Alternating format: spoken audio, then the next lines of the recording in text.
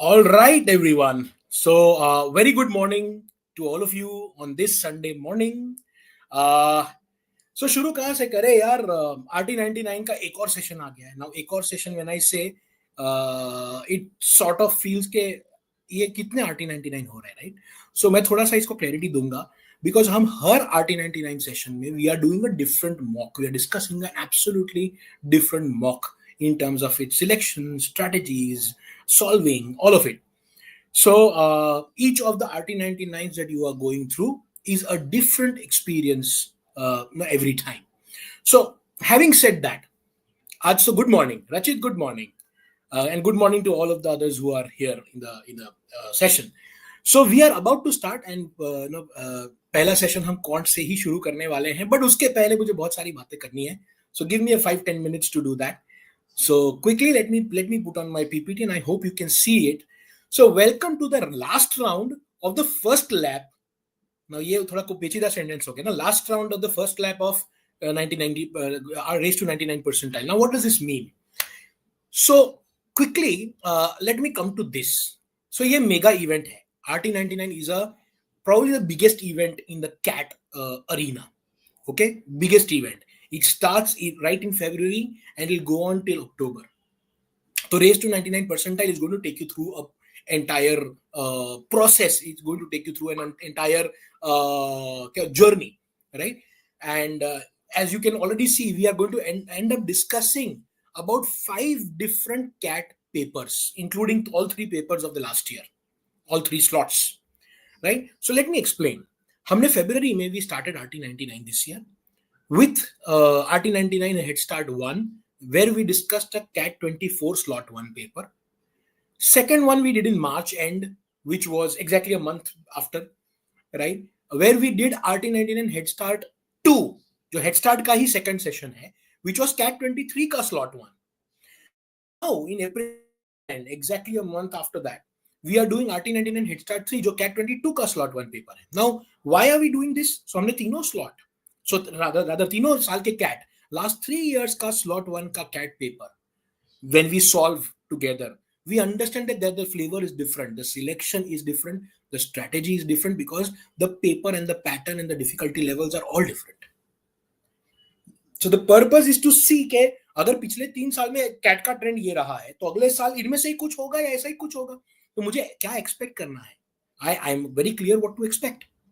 Okay, I've been speaking in Hindi, but I'll try to stick to English, because a lot of students are from the south part of India, where they might have a problem with when I speak in Hindi. So let me stick to English as much as possible.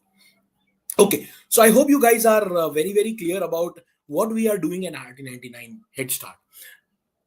So the actual Headstart event, actual RT99 event, the big one, is going to start in August. This is a precursor to the August event. अगर आपने ये सारे sessions attend किए हैं, तो आपके लिए the next big session is going to be fun, because जो अगस्त में इवेंट होने वाला है, that you can see RT99 drive जिसको हम बोलते हैं, this RT99 drive is going to spread over 2 days. What we are doing in 4 hours right now, because that's where you are, right? At that time, you'll be at a different place in your preparation, and hence we are going to spread it over 2 days. There will be 4 sessions of approximately 2 hours each. Saturday को 2 session, Sunday को 2 session, ऐसे करके 4 session होंगे, right? और आज हम लोग quant verbal DILR के 3 सेशंस कर रहे हैं, उसकी जगह 4 सेशंस होंगे. There will be a test taking strategies का session. So there will be a lot of things that will happen in August वाला session, but for that you have to go through these 3. So this is the beginning. In the RT99 sprint, which starts in September, we are going to go to a lot of cities. About, if I'm not wrong, last year we went to 31-32 cities. And we did this session physically. So a lot of students, and that's a different feel, and that's a different paper again, right? So a different slot. So this is going to be our journey of RT99, which will go on till October. Okay, so we are right in the middle of it, and let's go to the next one. So today's session is going to be this way. We are doing an introduction to RT99 Headstart 3 today, right now. So that's me, Sazil Shah, your co-host.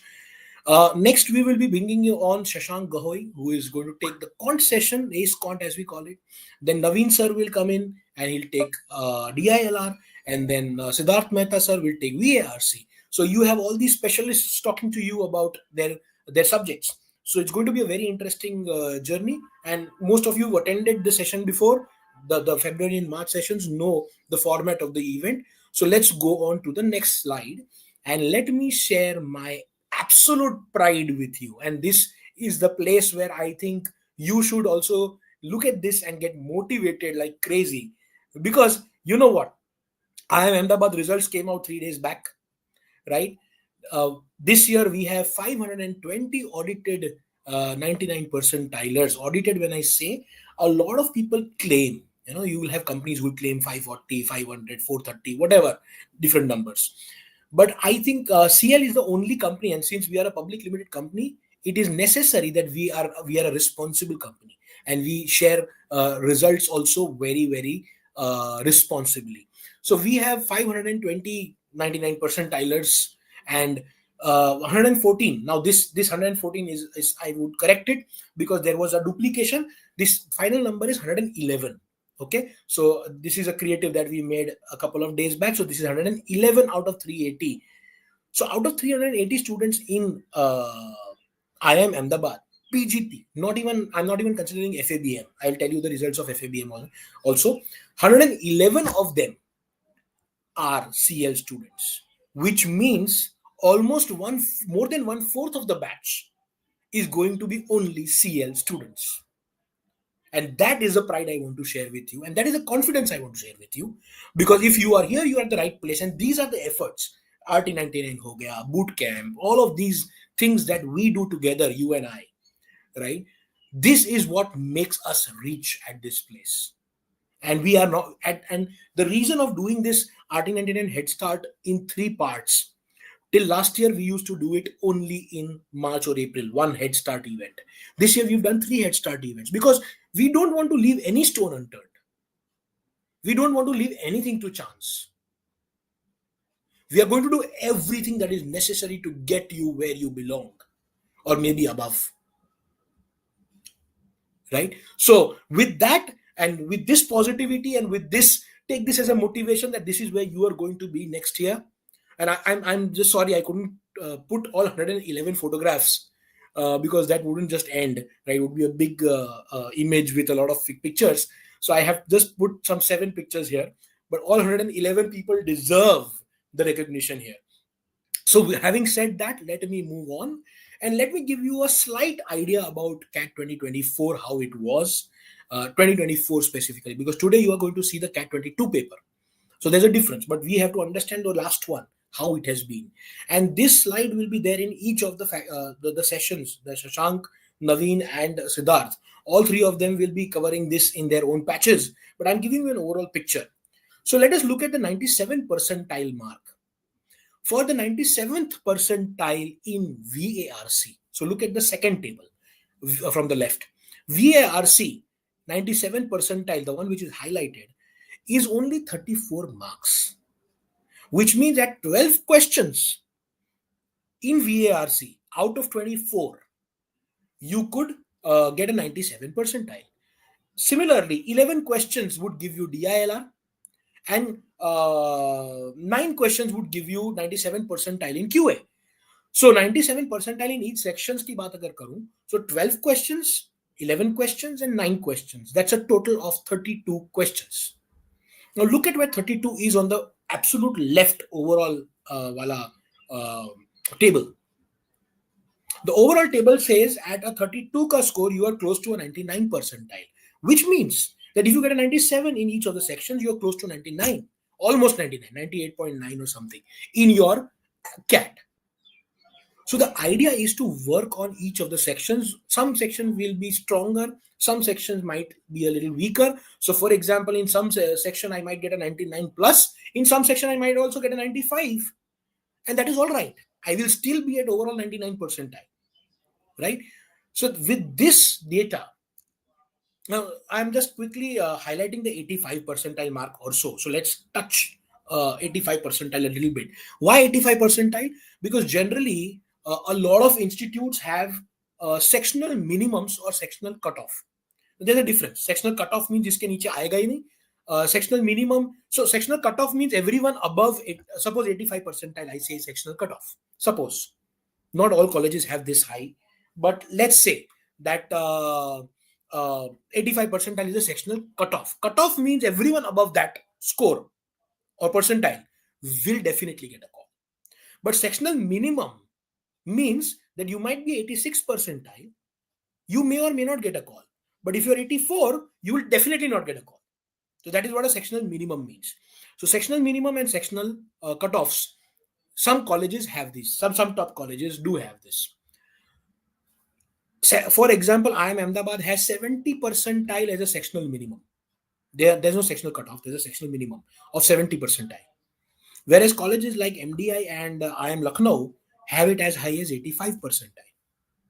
So I've taken the 85 percentile mark. The सबसे maximum sectional minimums are 85 percentile. So 85 percentile in verbal you could get only in 8 questions out of 8 questions. 8 questions out of 24 will give you 85 percentile. 7 questions in DILR out of 22 will also give you 85 percentile, right? And 5 questions in quant out of 85 will give you 5 questions out of 22 will give you an 85 percentile. Now, what does this mean? What this means is when you're looking at the tests right now, can you say that मेरा 8 question तो मैं आ ही जाएगा? In verbal, I'll get 8 questions. Which are those 8 questions I'll get and how will I get them? Which are those 7 questions in DLR and how will I get them? Which are those 5 questions in quant? Even if my quant is weak, out of 22 questions, I can get 5 questions. If I get 7 questions, I'm at 90 percentile. If I get 8 percentile in quant, I'm at 95 percentile. So that's all there is. Right? Out of 22 questions, I have to select those 5, 6, 7, 8, 9 questions in quant.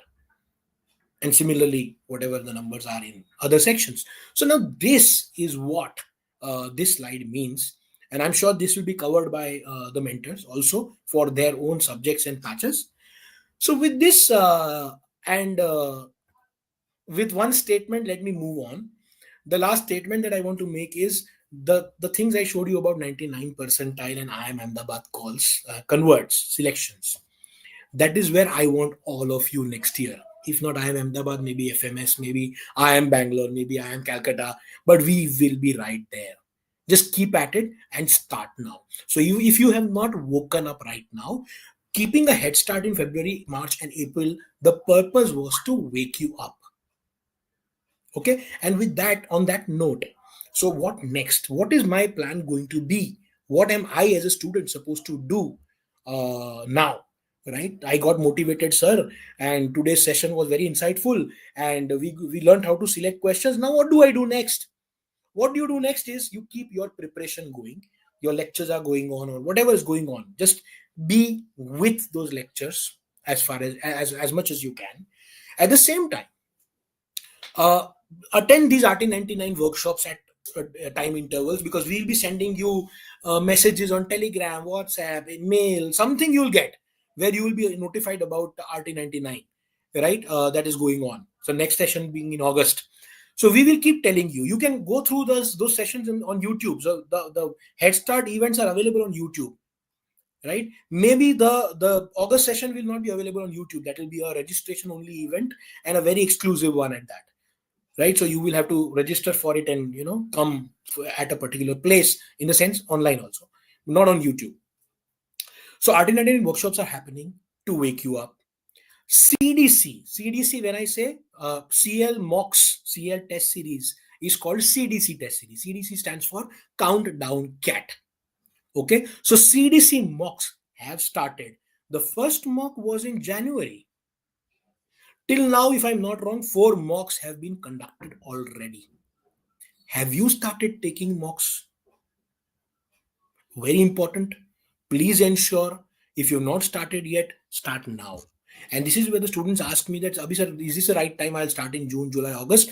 I'm sorry, it will be too late. In a lot of sessions, we've been saying this, so I'm not going to go deep into this because today's session is RT99, but you should have started your CDCs. If someone says otherwise, ke aaram se shuru karna, that's a wrong recommendation from that person.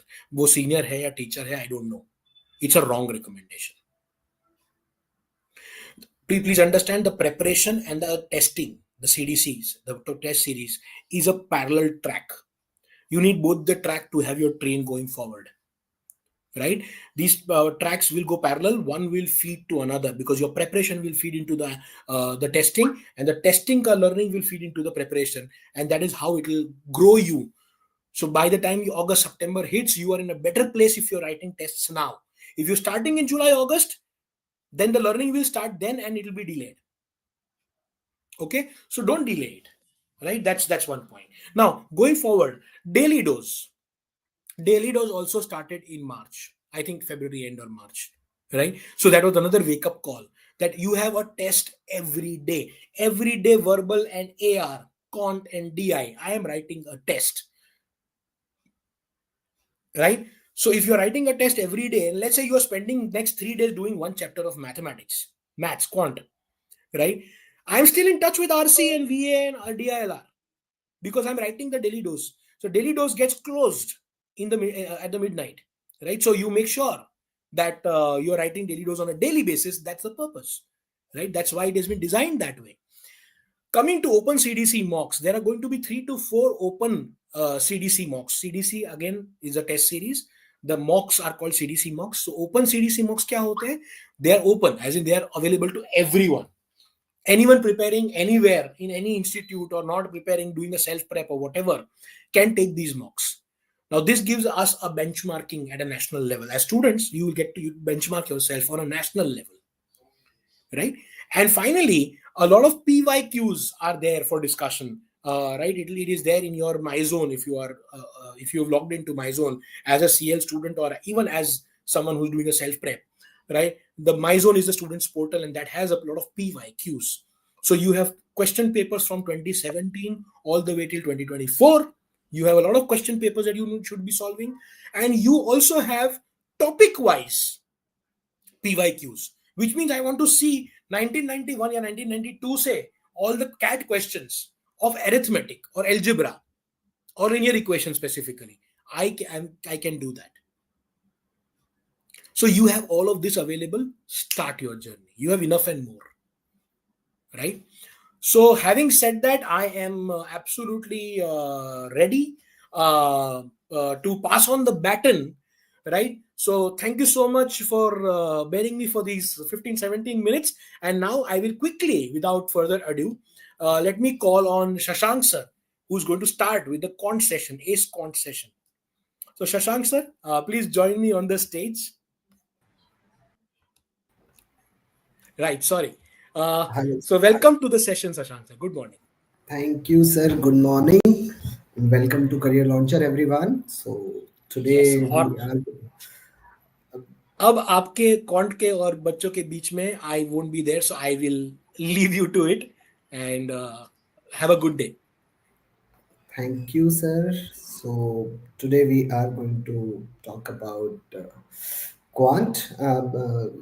Good morning, Yasmin. So let me share my own PPT. So this is a scat. Uh, this is it visible to everyone?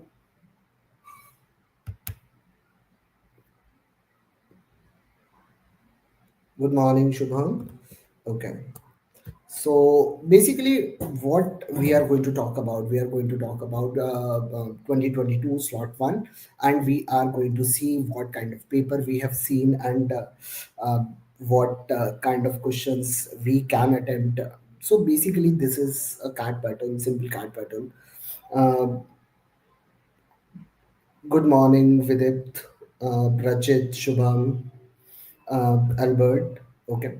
So basically, this is a card pattern of 2024. So basically, you have 24 questions of VARC, time limit is 40 minutes, and plus 3 marks for every correct one. So total marks are 72. DILR. So basically, last year, the pattern of DILR has been changed a little bit. So till 2023, we used to have 20 questions in DILR section, but last year they have changed it to 22 questions. So Naveen sir is going to talk more about it because that's his section. And in QA, the pattern has been same: 22 questions, 66 marks, 40 minutes. So basically, from 2023 to 2024, there is going to be one slight change in the pattern of the exam. They just changed two questions of DILR, and apart from that, everything what they have done was same. So this is something. This is the table from last year's perspective. So people are getting 99.5 percentile at 104 marks. So that is close to 50% of the total score. Close to 50%. So if you are scoring 50% of the total marks, then you are ending up at 99.5 percentile, right? So 99 is at even lesser. So if you see, if you look at specifically at quant section, so if you see, this is 37 marks, that is close to 55% marks of the total marks. 99 percentile you are going to get at 50% marks. So basically, a lot of students ask me that how many questions you need to attempt. Just look at the data. So if out of 22, if effectively you are doing 11 questions right, it means you are doing fine. You are going above 99. If you are doing 12 or 13 effectively, 12 or 13 right, then you are already standing above 99.5 percentile. And I think that's not a very huge attempt that you should do. Now, if you see 85 percentile, Sajil has already said that we always assume that the sectional cutoff is 85 percentile. Why? Because SP Gen has the highest sectional cutoff, that is 85 percentile. And if I'm going to talk about, I'm Bangalore, I'm Calcutta, so sectional cutoff is 80, and I'm Ahmedabad, sectional cutoff is 70. So if you are doing three questions right, then you are clearing the cutoff of IIM Ahmedabad. If you are doing effectively five questions right, then you are clearing the cutoff of all the colleges. So no college has sectional cutoff above 85 percentile. So मतलब पांच तो करना ही है. So I think five questions are pretty much doable. You can easily solve those questions, and just keep your mind open. So when you are solving the exam, so this is something. So score versus percentile, so year wise. So if I'm going to say, so basically I don't think that this data is pretty much relevant, because in CAT 2018 there were 34 questions in quant. In CAT 2019 it was 34 questions in quant. In CAT 2020 I'm not sure, but I think there were 26 questions in quant, and 21 onwards the data is irrelevant. So if you see, the cutoffs are not very much different in 24, 22, 21. And in 23, paper suddenly got very difficult. So cutoff tanked. So 99.5 percentile, you are going to get it 28.5, means effectively 10 questions you are doing right, it means you are going off 99.5 percentile. Because CAT 23 was suddenly way too difficult exam. So when people say the paper is difficult, what you should do, you don't have to worry, because if paper is difficult, then cutoff will be lower. So if you see all the cutoffs, you got 95 percentile at 22 marks in 2024. In 2023, at 22 marks, you would be getting somewhere around 98, 99, 98-ish percentile. So I think अगर paper difficult होगा तो cut off नीचे आ जाएगी. उसको लेके ज्यादा सोचना ही नहीं है दैट पेपर इज डिफिकल्ट और paper is easy. So you don't need to waste a lot of time in thinking के आसान आएगा डिफिकल्ट आएगा. अरे जैसा आएगा आएगा. If paper is easy, then cutoff will be higher. If paper is difficult, cutoff will be lower. So don't worry about it. Don't think too much about it. Okay. Now, if you look at this table is actually very important. Now, why I'm saying this table is very important? Because if you look at this is close to 16 marks, 16 questions, arithmetic and algebra. If you look at 23, again the similar number. If you look at 22, again the similar number. If you look at 21, again the similar number. So basically, arithmetic and algebra are going to give you close to 15 to 18 questions out of how much? 22. So average weightage of arithmetic and algebra itself is 70%. So if someone is very comfortable with arithmetic, very comfortable with algebra, they have a 70% paper that they can definitely attempt. Geometry, if you see, it has been always same. It is close to 3 questions, not very important.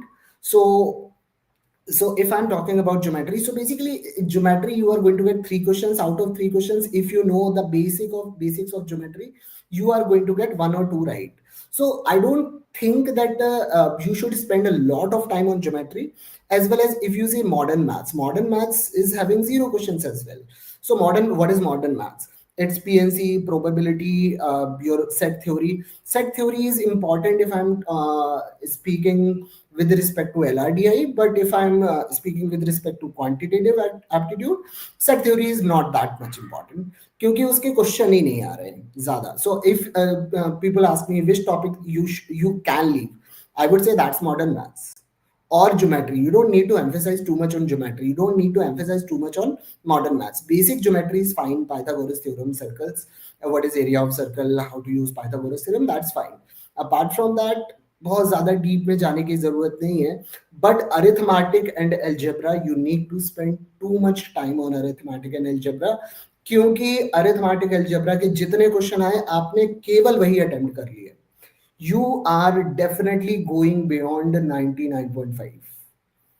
ये 2 sections का weightage इतना ज्यादा है. If I am talking about OMETs, means other management entrance exams like XAT, SNAP, even in those exams arithmetic and algebra का weightage बहुत ही ज्यादा है. सो इस बात पे ध्यान रखिएगा कि arithmetic and algebra there is nothing you can skip in the while you are preparing. Out of arithmetic and algebra, you can skip nothing. You have to prepare everything so that you will be comfortable with every topic of arithmetic and algebra और paper आराम से हो जाए. ठीक है. So this is the list of topics, and if you see the weightage is close to 40% from 2020 to 2024. Now 40% weightage is a huge weightage. जो एक ही topic से, एक ही मॉड्यूल से आपका 40% weightage, and 40% weightage is a huge weightage. Now if you look at the weightage of algebra, the weightage of algebra is 33%. 33% means arithmetic plus algebra if you take, that is close to 73%, means 3/4 paper आपका arithmetic और algebra से ही आ रहा है. So should you focus on this? Yes, why not? So ये सारे जो topics हैं, सब टॉपिक्स लिखे हुए हैं. I'm not going to go with every topic now. And geometry में बहुत है पढ़ने को. Weightage is only 10 to 15%, number system 8%, modern maths 3%. So basically if you want to skip these topics, it's fine, don't waste too much time on that. ठीक है. Now ये जो है ये अपना परसेंटाइल का सीन है. So at what score, what percentile you can have, and this is look at this. At -14 you are, -12 or -13 you are having 0 percentile, right? Now at a score of, I would say this is close to 66, or I would say 63. This you are going to get 100 percentile. So आपको कहाँ पे पहुंचना है ये आपका वो है. So if you look at the score of this 30, so at a score of 30 you will be landing at close to 98ish, 97 percentile. At a score of 40 you are close to 99.6, 99.7 type-ish percentile. So basically 40 का मतलब close to 13 or 14 questions right. So 14 questions right, क्या हम कर पाएंगे? So basically let's try to do those kind of questions in today's session. So I'm not going to attempt the whole paper. I'm just going to tell you that what kind of questions you should be selected and what kind of questions you should skip. So उस पे अपन देखेंगे कि कौन कौन से question करने हैं, कौन कौन से क्वेश्चन छोड़ने हैं, और उसके बाद फिर समझेंगे क्या एक्चुअली 14 क्वेश्चंस डुएबल हैं हमारे लिए एग्जाम में, या वो डुएबल नहीं है. चलिए, सो ये वही मार्क्स और परसेंटाइल वाली बात है. सो CAT 2022 slot 1 analysis. So if you look at this, so let us count the green ones. So how many green ones are there? 1, 2, 3, 4, 5, 6, 7, 8, 9. 9 तो बहुत ही आसान क्वेश्चन है. And this yellow ones are moderate ones, and if you see red ones का मतलब करना ही नहीं है ये क्वेश्चन एग्जाम में. How many red ones are there? 3. मतलब 3 क्वेश्चन टोटल ऐसे हैं पूरे एग्जाम में जो नहीं होंगे. Apart from that every question is doable. ठीक है, कुछ में टाइम कम लगेगा, कुछ में टाइम ज्यादा लगेगा. जो येलोइश है वो जनरली थोड़े से ज्यादा टाइम लेते हैं, लेकिन apart from that they are still doable. The green ones का मतलब तो बहुत ही आसान है. आपने क्वेश्चन देखा, आपको समझ में आ गया अप्रोच क्या है. सो ग्रीन वंस का मतलब तो यही है कि मतलब look at the question, figure out. 10 easy है, 1 2 3 3 3 6 4 10 10 questions are very easy. So basically अगर ये इजी क्वेश्चन ही तुमने कर लिए, so then you are standing at close to 97-98 percentile, right. So क्या अभी हम एक्चुअली एग्जाम में कर पाएंगे, तो वो चीज हम अभी इसमें एनालिसिस में देखेंगे. Let's move on to the paper. And the space, what is strategy for QA? We have divided the questions into 3 rounds. One is round 1 is strategy, one is second one is round 2, third one is round 3. So what is round 1? Round 1 का मतलब ये है कि आपने question देखा, आपको समझ में आया और आपको लगा आसान है, कोई कैलकुलेशन नहीं है, पट से करो, खत्म करो. That is round 1. राउंड 2 का मतलब ये है कि आपने क्वेश्चन देखा, आपको कुछ समझ में आया और आपको लगा अप्रोच तो ये है लेकिन लेंदी है, I might get stuck, move to round 2. आपने क्वेश्चन देखा, you have read question thrice, उसके बाद आपको कोई क्लू ही नहीं है, देन वो करना ही नहीं है. सो round 3 is something that is don't attempt. Round 2 means it's lengthy or tricky. Let's do it later.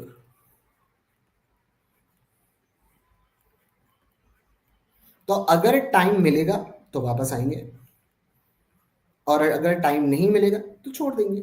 ठीक है. Round 1 is easy and short. मतलब देखा, पट से हो जाएगा, सॉल्व करो, मूव ऑन. क्लियर है सबको कि what is the strategy that we are talking about?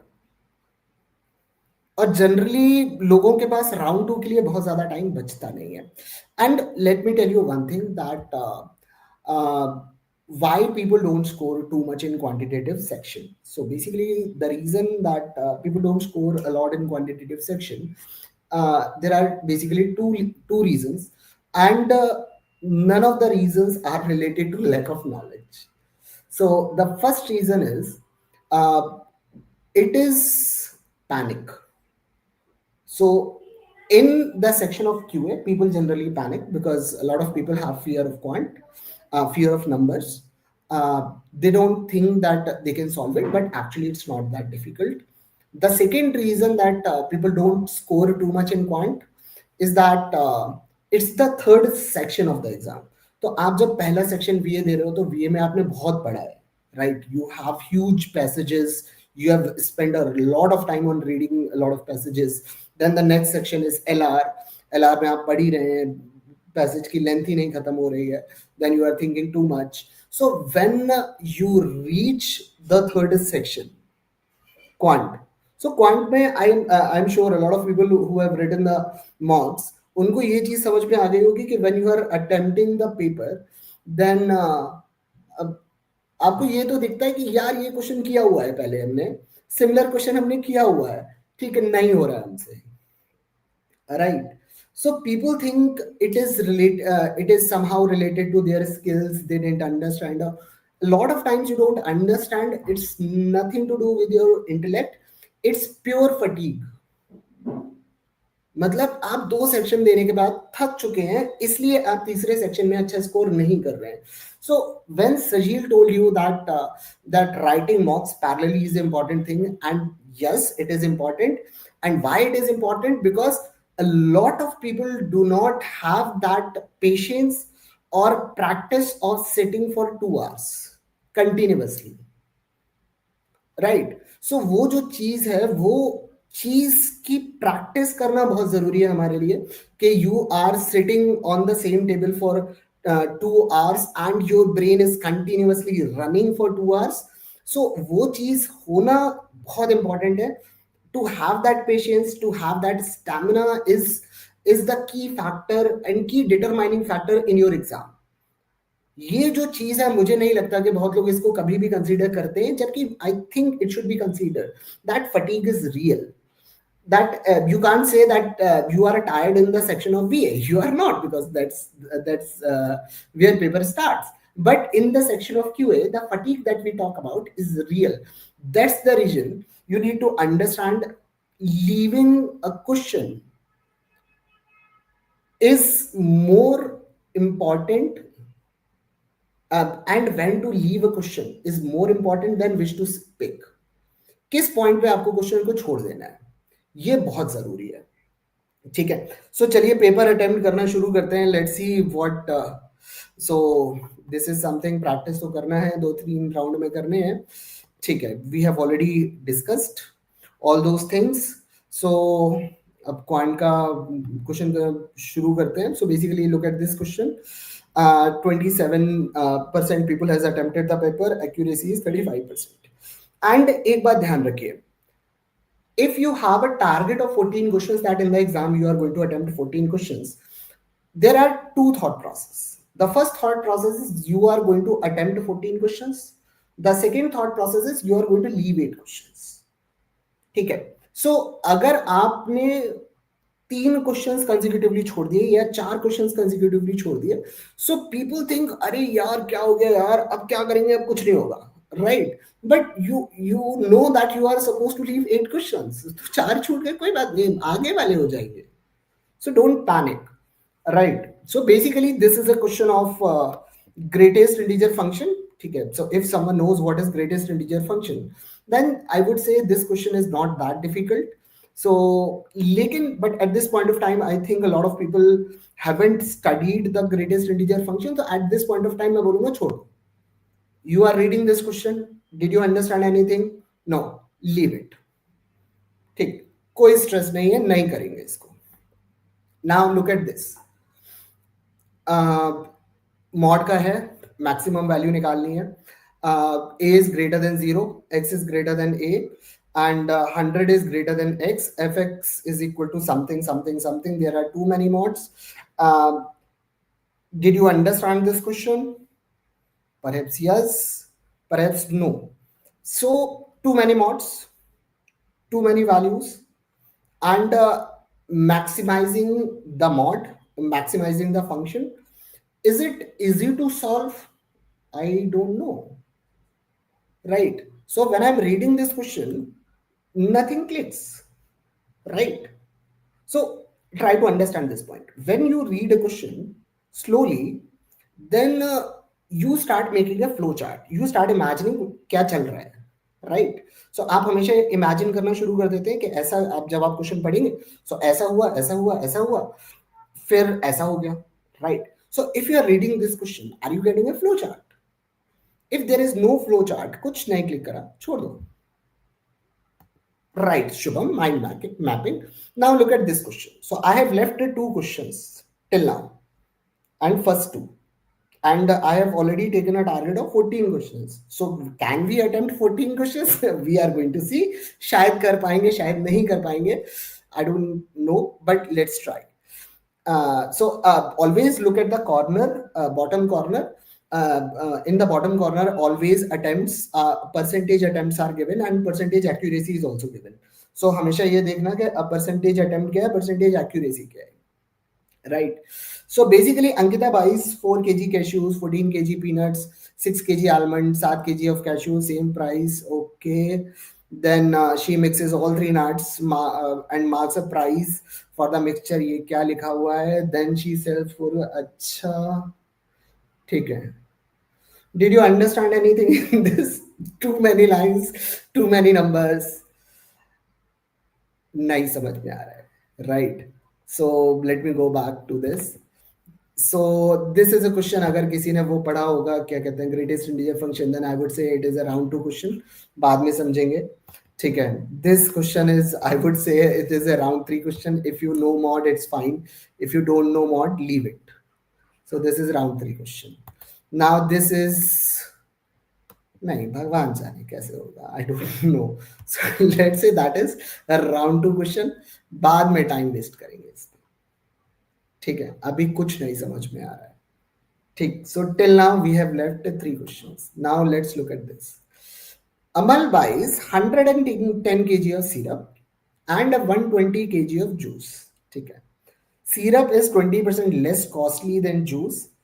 He sells 10 kg of syrup and 10% profit. Okay. Am I going to attempt this question? No. And why not? Look at this number. ये number देख के नहीं समझ में आ रहा है कि ये करना पड़ेगा. So I am leaving it for round 2. ठीक है, राउंड 2 और round 3 I won't, perhaps I won't be attempting this question in the exam. ठीक है. So till now we have seen 4 questions and I have left all 4 questions. ठीक है. Should you be panicked? I don't know. So panic होगे तुम, पता नहीं, मैं तो नहीं होगा. So I am not going to be panicked. Now let's look at this question.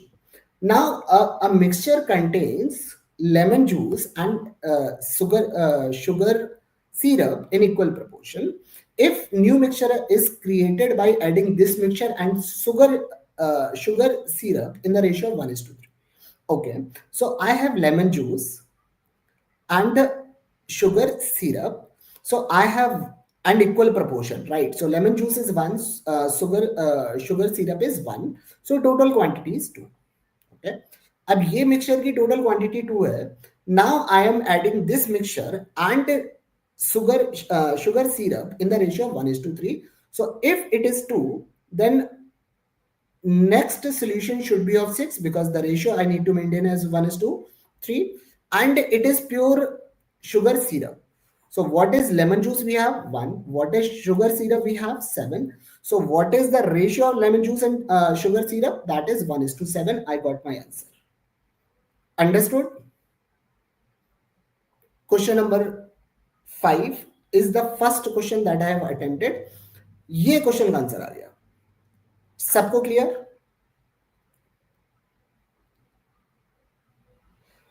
So Rajit, what question is saying that a mixture contains lemon juice and sugar syrup in equal proportion, means lemon juice is 1, sugar syrup is 1.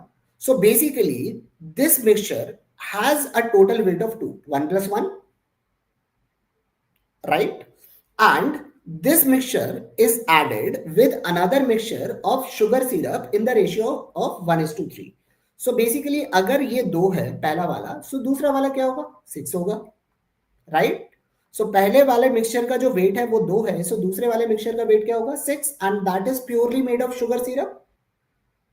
So that is going to be 1:7. Answer comes out to be option 3. That's it. Clear? The first mixture and second mixture are mixed in the ratio of 1:3. Clear है?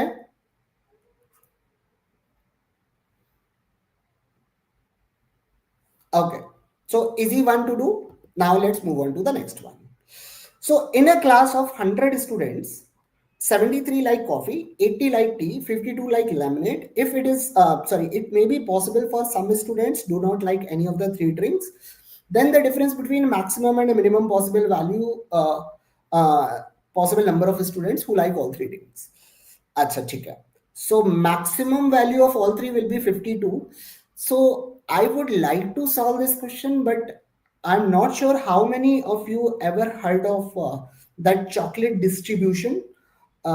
So preferably I will leave this question here because chocolate distribution is not, I'm not sure that everyone knows. We teach that in the class. So at this point of time, I would say it is round 3. So chocolate distribution के question, इस question को chocolate distribution से करना, that is extremely easy and you are going to take less than a minute to get the answer. if you know what is chocolate distribution. Generally we teach chocolate distribution inside the class to everyone. So but I'm not sure how many of you know that, so I'm going to skip at this stage, at this point of time. Chaliye. So basically out of 6 I have done only one question. uh, yes, we can do it in a different way, but that is going to be very lengthy approach, so I would prefer to leave that. Okay, I'm not going to take any question that is very lengthy. Okay. Now let's read question number 7 and figure out what does it says. So it says in a village the ratio of number of male to number of females is 5:4. Okay. So we have males, we have females. Males are 5x, females are 4x. Okay. The number of literate males to literate females, literate males to literate females is in the ratio of 2:3, and illiterate males to illiterate females is the ratio of 4:3. Okay. 3,600 males of the village are literate. So if this value is, this is 3,600. If this value is 3,600, then literate females should be 5,400. Right. सो ये अपन को given है. Right. Total male कितने? 5x. Out of 5x how many are literate? 3600. So illiterate males are 5x minus 3600. How many females are there? 4x. Out of 4x how many are literate? 5400. So how many illiterate females are there? 4x minus 5400. So basically this has become the ratio of illiterate male to illiterate females, and that's equal to 5:4:3. That's it. So अब solve तो करना ही पड़ेगा इसको. ऐसा नहीं है कि equation बन गई अब इसका भी शॉर्टकट है. No, you don't have shortcut for everything. So basically it is going to be 15x minus 10,800, and that is equal to 16x minus 21,600. Right. So from here this goes to this side, this goes to this side. So I am going to get x is equal to 10,800. So if you are not comfortable that how to solve it very quickly, just use calculator in the exam. It's little tricky, but it actually gives the correct answer. So confusion का option नहीं रहेगा. Now the question is saying that what is the total number of females? So what is the total number of females we have seen? That is 4x. So 4x कितना आएगा? That is 10,800 into 4. इसका मतलब 43,200. So that's the answer. So total number of females कितनी होंगी? 43,200. So basically what was the question saying? कि 5x males हैं, 4x females हैं. Number of literate males to literate females ratio is 2:3. Literate males are 3,600. So literate females will be 5,400. So total male से literate हटा देंगे तो illiterate males, total female से literate females हटा दिए तो total of illiterate females. Now illiterate females का ratio given है, उससे अपना आंसर आ गया. That's fairly easy question. If you read it slowly, you read it twice, you can definitely get it in 2.5 minutes. So this is a doable question. Understood? So Sat, abhi tak till 7th, we have completed only 2 questions, but don't worry about it. More likely we'll reach at 14. 14 shayad apna touch kar lenge. Now let's look at this question. Everyone understood what we have done so far?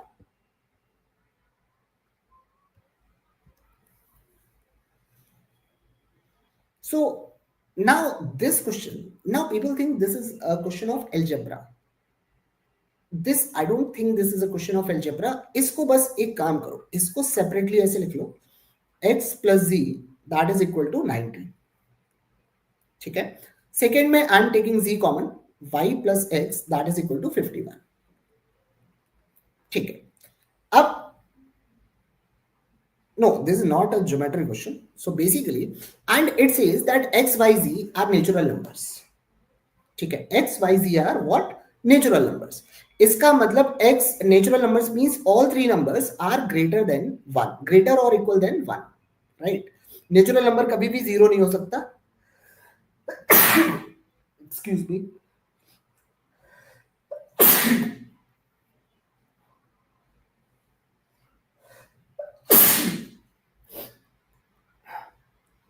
So natural number कभी भी zero नहीं हो सकता. It means all three numbers should be greater than 1. So I can say x plus z should be either 2 or greater than 2. Okay.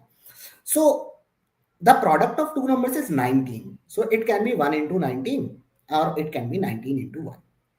Now x plus z can never be equal to 1 क्योंकि दोनों natural number है. So दोनों की minimum value क्या होनी चाहिए? अपने दोनों की minimum value होनी चाहिए क्या कहते हैं 2. So ये वाला केस तो रिजेक्ट हो गया. So from here I am going to get x z, y की वैल्यू आ गई 1 और x plus z की वैल्यू आ गई 19, right? Okay, so now what do I have? Z times 1 plus x and that's equal to 51. ठीक है, इसका एक case बन सकता है कि 1 into 51. Okay, so x की वैल्यू 50 आ गई. So if x is 50 then x plus z cannot be equal to 19. So ये केस तो रिजेक्ट हो गया. 51 is to 1, ये केस भी रिजेक्ट हो गया क्योंकि z cannot be 51. It can be 3 into 17. Okay, it can be 17 into 3. ठीक है, if z is 3 then x is what? 1 plus x is 17, so x should be 16. So sum comes out to be how much? 19. That satisfies. If z is 17 then 1 plus x equal to 3, so x comes out to be 2. That also satisfies. So how many possible values we are going to get? We are going to get two possible values. So this is going to be 48 and this is going to be 34. Now what question is talking about? The minimum possible value of xyz, that comes out to be 34. ये जो question है ये purely hit and try question, purely hit and try. थोड़ा सा लिखो, 2 line लिखो, case बना लो, answer तुरंत आ गया. Just keep your mind open and that's it. Understood everyone? And you know, this question is tricky. And why it is tricky? Because the question says minimum possible value. And this question, this word, this line itself tells you a lot of things. And why it tells you a lot of things? Yes, Sanath, it was a theta question. Now, why it is a tricky question? Because minimum possible means people think there is going to be only one case. When question is saying minimum possible, it means there are going to be multiple possible values of x, y, z. So a lot of people, what they do, they get one value, that is 48, and they think there is only one possible arrangement. No, when the question says minimum possible or maximum possible, it means there must be multiple possible values of x into y into z. So these words are very important when you are solving the question in the exam. So how many questions we have done till now? I think 3. Okay. Now, so I hope everyone is clear till the previous question. Now, let's look at this. The average of 3 integers is 13. Okay. So if average is 3 integers is 13, it means sum of the 3 numbers is going to be 13 into 3, or I would say 39. Okay. When a natural number n is included, so my sum is going to be 39 plus n, then average of the 4 numbers, means divide by 4, is still an integer. Okay. What is the minimum possible value of n? Acha, it remains an odd integer. It's not an integer, it's an odd integer. Okay. So what I'm going to do? I'm going to add 1. So 40 by 4, that is going to be 10. Average is not an odd integer. Okay. So rejected. If I add 3, so 39 plus 3, 42, integer ही नहीं है, तो ये भी हटा दो. 39 plus 4, 43, integer ही नहीं है. 39 plus 5, 44 by 4 is 11. It's still an odd integer. So answer of this question is going to be option 3. So that is fairly easy question or not? मतलब फ्री का क्वेश्चन दिया हुआ है, कुछ नहीं करना है, यूज ऑप्शंस, दिमाग मत लगाओ. Clear? That is round 1. So I think till question number 9 we are done with 4 questions. अपना टारगेट 14 है. चलिए अब यहाँ पे आते हैं कि trains A and B start traveling at the same time. ठीक है, towards each other at a constant speed x and y. ठीक है, so x है, y है. Just seeing whether we are able to solve the question or not. और उसके बाद क्या है कि train A and train B, so it is going from here, it is going from here. Now A takes total 10 minutes to reach Y. So A is taking 10 minutes to reach Y, while B takes 9 minutes to reach after meeting X. ठीक है, मतलब B milli. So after, so basically what A is doing, A is taking total T time to meet B. B is also taking T time to meet A. And once A meets, and after that, A takes 10 minus T time to reach Y, and B takes a total of 9 minutes to reach X. I hope this is something everyone is clear with. Right?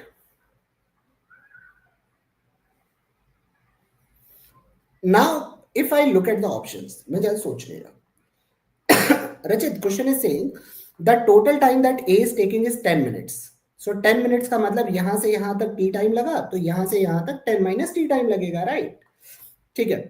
अब question ये कह रहा है कि B को एक Y से x पहुंचने में कितना टाइम लगेगा, राइट? सो यहां से यहां आएगा 9 मिनट तो मिलने के बाद लग रहा है, तो 6 मिनट तो हो ही नहीं सकता, राइट? अब दूसरा ऑप्शन ले लेते हैं 10. 10 में क्या कह रहा है? सो 10 में ये कह रहा है कि ए को 10 मिनट लग रहा है, बी को भी 10 मिनट लग रहा है, मतलब दोनों मिड पॉइंट पे मिलेंगे, तो मिड पॉइंट तक के बाद दोनों को 5-5 मिनट लगेगा. लेकिन ऐसा नहीं हो रहा है, इसका मतलब 10 भी आंसर नहीं हो सकता. Clear? Are we clear till this point? ठीक है, आगे आते हैं. सो इसके आगे बोलता है लेट्स टेक ऑप्शन एज 12. ठीक है, सो 12 में क्या है कि total time is 12, so T comes out to be 3. अब अगर टी 3 है तो ये 3 है, ये 7 है, मतलब ये वाली डिस्टेंस ए 3 मिनट में कवर कर रहा है, बी 9 मिनट में कर रहा है.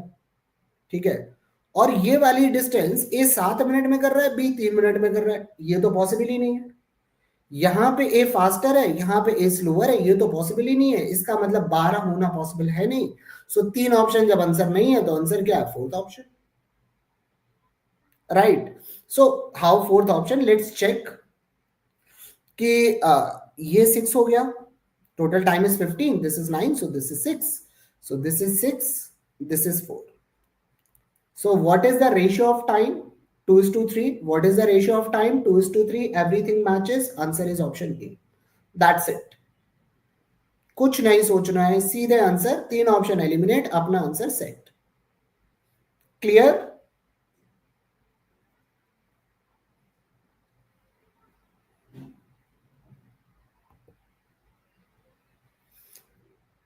So now let's move on to this question. Now, what does it say? The largest value, real value, for which equation x plus a and x minus 1 has infinite number of solution. ठीक है, देख लेते हैं इसको. So, इसको अपन करेंगे कैसे? ठीक है, पहली चीज तो ये है कि लोग इसको सॉल्व करने की कोशिश करेंगे. ठीक है, सॉल्व कैसे करोगे? Mod of x plus 0 plus mod of x minus 1 and that's equal to 2. ठीक है, so if you know mod through number line, I think it is going to be very easy. ठीक है, if you don't know mod through number line, it might be tricky. ठीक है, so basically number line से अगर आपको पता है तो तुरंत हो जाएगा. So why I am, instead of a I am taking 0, I am directly picking the first option. So center point is 0, second point is 1, और दोनों का जो total distance होना चाहिए वो 2 होना चाहिए. यहां से यहां तक 1.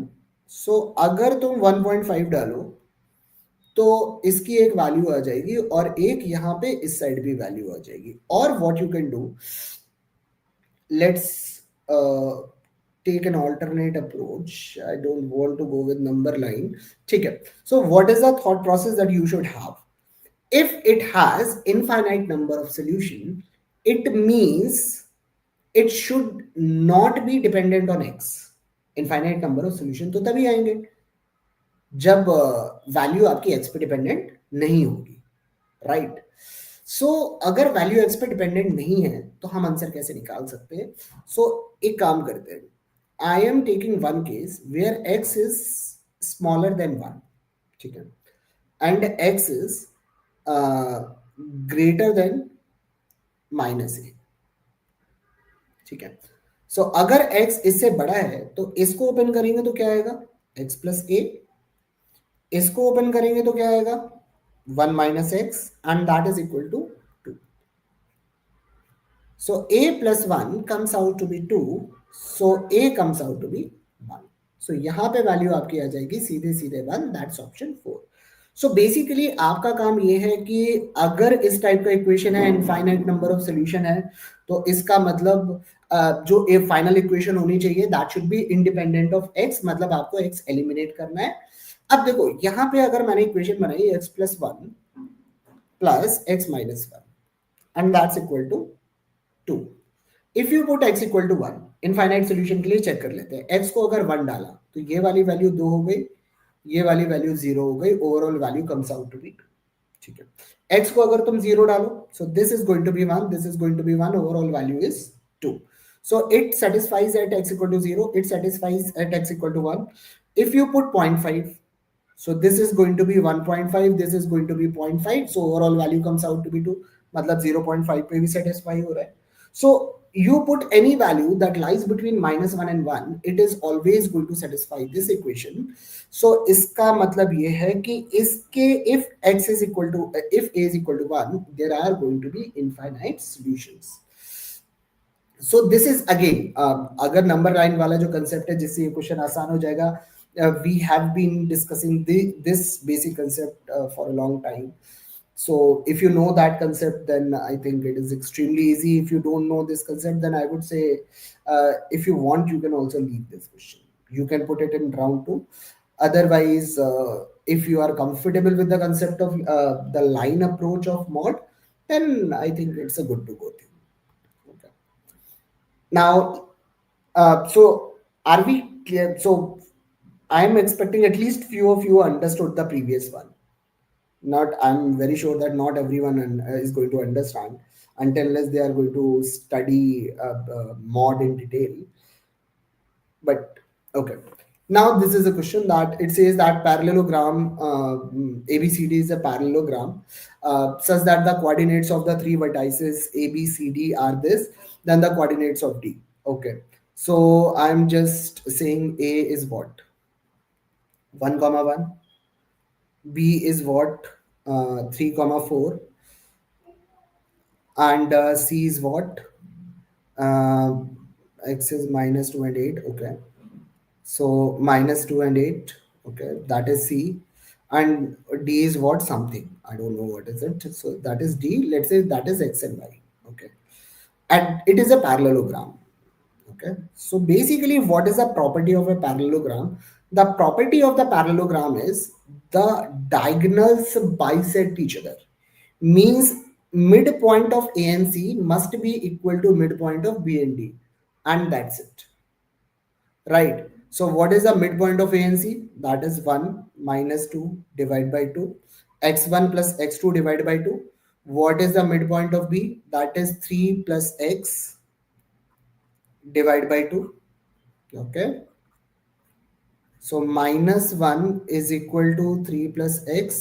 So x comes out to be -4. So, and there is only one x coordinate that is equal to -4. We got the answer. That's option 1. You don't have to calculate y coordinate. Yasmin, don't worry about it. So when you are going to study mod in detail, you will be comfortable with that question. Don't worry. Okay. So this is round 1 question, fairly easy, and I hope everyone understood that this is a question that can be solved in 35 to 40 seconds, maximum a minute, right? Now let's move on to the next one. What does it says? Now all the vertices of a rectangle lie on a circle of radius r. Okay. If the perimeter of rectangle is P, then the area of rectangle is what? Okay. What we are going to do? Okay. Whenever you get these kind of questions, do not assume there is a rectangle, assume there is a square. Always assume it is a square, right?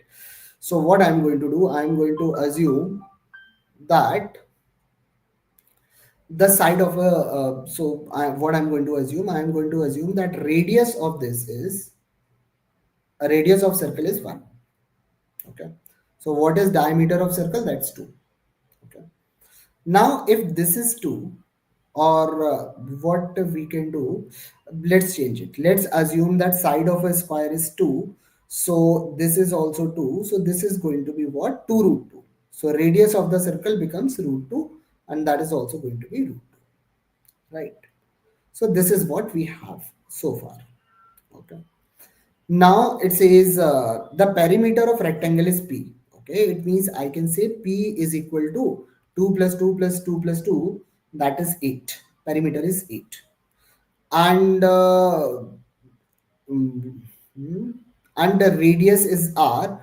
And so basically it says R is equal to root 2. This is what we have. So radius is root 2. Perimeter of instead of rectangle, I am assuming square, because square is also a rectangle. So perimeter is 8. Okay, then what is the area of rectangle? So it is going to be area of square is what? 2 into 2, that is 4, right? Now what we are going to do? So we are going to do one simple thing. We are going to plug in P equal to 8, R equal to root 2 in all the options, and see which option is giving me area is equal to 4. So P square by 16 means 8 square is 64 by 16 is 4, minus something will not be equal to 4. So option 1 is not true. Okay. P square, that is 64. 64 upon 2 is going to be 32. 32 minus 2 into P is 8 into root 2. No, no, no, no, no. Because root 2 is here. So definitely value will not be equal to 4. So reject it. Okay. P square is 64. 64 divided by 8 is what? 8 minus R square by 2. It is going to be 1. So 8 minus 1 is 7. So it is also rejected. So basically, am I going to check option 4?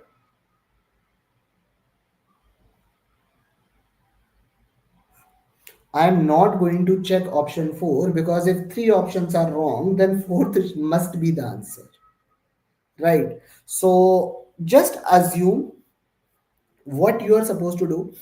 Whenever a question says that it is a rectangle, do not assume it is a rectangle until unless actual lengths are given. Assume it is a square, right? And you can assume any side. And these type of question must be approached in this way. Ashutosh, all rectangles are not squares, but all squares are rectangles, right? So I am assuming rectangle as a square, right? There is no specific thing that I am contradicting, right? So whenever, until unless specific lengths are given, Rachit has made a very good point. What if it says that length is greater than the width? That's right, Rachit. So basically, in that case, what I would have done, I would have assumed one side is 3, second side is 4. Still in this question, you can do that. Okay, rectangle की एक side 3 मान लो, rectangle की दूसरी side 4 मान लो. You can still get your answer, right? So assume any rectangle. You can assume the side, one side of rectangle is 1, second side of the rectangle is 2. It's fine, but square is easier to use. That's the reason we generally go with square. Assumption में तो difficult value मत लो, ठीक है? Now, yes, assuming is better. Vidit is asking how we are getting. So I am assuming side of the square is 2. So this is also 2. So this diagonal is going to be 2 root 2. Right angle triangle, Pythagoras theorem. So diagonal is 2 root 2. So radius is going to be half of the diagonal, that is root 2. Make sense with it?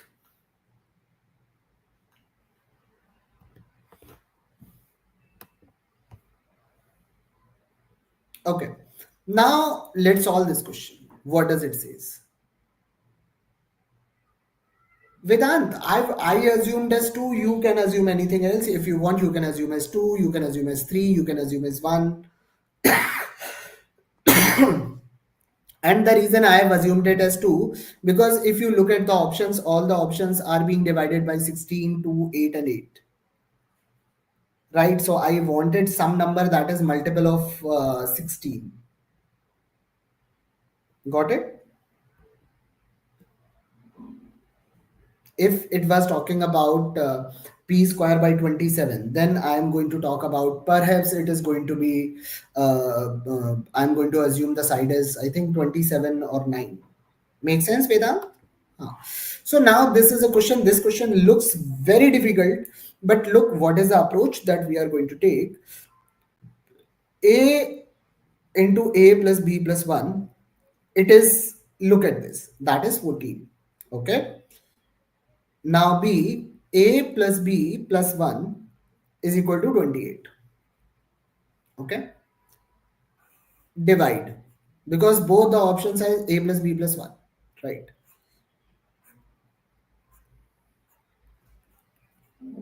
A upon b is equal to 1 upon 2. Can I say b is equal to 2a? Yes or no? Now what question is talking about? Question is talking about 2a plus b. It means 2a plus 2a. Question is talking about 4a.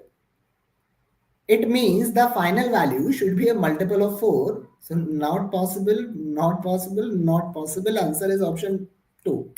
That's it. We got the answer. Understood? So these kind of questions are round one questions. You look at the question, write something. It's not going to happen that every time you are just going to look at the question, not writing down anything. Manya, I won't take your argument as a valid argument. Why? Because this is the actual question of cat, and these were the options. Got it?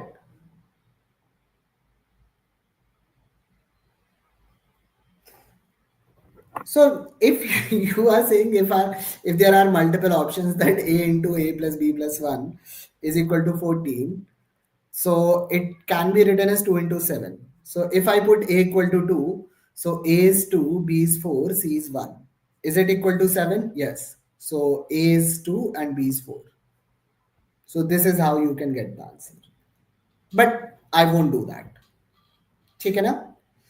So we are actually discussing that in CAT 2022, what questions we should have done. So let's see how many questions we have done so far.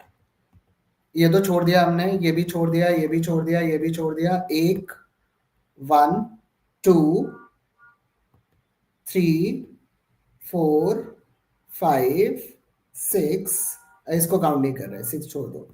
6, 7, 8. Out of 14, we are already standing at 8 questions, despite leaving first 4 questions directly. 4 question छोड़ने के बाद हम 8 पे खड़े.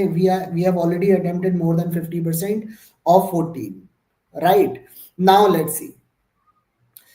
How many of you think this question should be attempted in the exam or not? In general, there won't be any cases. How many of you think that this question should be attempted in the exam? This is a question that I think it should be attempted. And why so? Acha dekho. I have multiple things, 3 par K, 4 par K, 5 par K. The reason for that, the very less number of people have attempted this question, is because it's not even round 2. Just look at this. This is definitely multiple of which number? That's what question is saying, right? Okay. What I'm going to do, I'm going to plug in A equal to 1. So 3 power 1, 4 power 1, 5 power 1. So this comes out to be 12 if K is 1. If K is 2, it is going to be 9 plus 16 plus 25. Okay, so that's going to be 50. What is the common number between both of them? 2। इसका मतलब ये जो number है ये हमेशा 2 से divisible होगा, because this is odd, this is even, this is odd. Odd plus odd, odd plus even plus odd हमेशा 2 से डिविजिबल होगा, सो ए की वैल्यू तो 2 होगी। यहां तक हम clear? Now what I am going to do, 4 power के प्लस 3 इंटू 4 पावर के प्लस 4 पावर के प्लस 2। ठीक है, so first of all let's solve this. So इसमें और इसमें 4 पावर के कॉमन ले लिया, क्या आया? 1 प्लस 3 प्लस 4 पावर के प्लस 2। तो 4 इंटू 4 पावर के, 4 पावर के प्लस 2 को क्या हम ऐसे लिख सकते हैं, 4 स्क्वायर इंटू 4 पावर के। तो 4 पावर के वापस से कॉमन ले लिया, वैल्यू क्या आई? 16 प्लस 4 20। ठीक है, सो 20 इंटू 4 पावर के इज माई वैल्यू, राइट। अब 4 पावर के हमेशा 4 का तो मल्टीपल होगा ही होगा, सो this is always multiple of 4, this is also a multiple of 20, तो ये हमेशा 80 का मल्टीपल तो होगा ही होगा, हाँ है ना? So this number is always a multiple of 80. So value of B comes out to be 80. Value of a comes out to be 2। ये नंबर हमेशा 80 का मल्टीपल है, ये नंबर हमेशा 2 का मल्टीपल है। इसका मतलब what is the value of a plus b? That's going to be 82। और if you want plug k equal to 1, so it comes out to be 20 into 4, next comes out to be 20 into 4 square, next comes out to be 20 into 4 cube. तो इसका मतलब ये हमेशा 80 या 80 का multiple तो रहेगा ही रहेगा। So this question looks difficult, it's not, just because it is written in this very early format, so लोगों को लगता है कि नहीं। देखो, basically it says where k is any positive integer, you can't take k equal to 0. Rachit, value ai है, a is the largest number that divides all the numbers that are in this format. So if you take a equal to 12, then a k equal to 2 पे ये value 12 से divisible नहीं है। The question is saying that a is the HCF of all the numbers that are lying in this format. Got it? ठीक है, तो ये वाला क्वेश्चन अपन एग्जाम के लिए अपन काउंट नहीं करते कि हमें करना चाहिए था, so let's discard this. I think it's easy, ठीक है, but if you think let's go with this that this is round 2, okay, just k equal to 1, k equal to 2 put करना है, right. Now let's start this one. The average number of students in the class, average weight of the students in a class increases by 600. 600 is 0.6 kg, right? If the average weight of the new students is 3 kg more than the average weight of original students. ठीक है, ठीक है।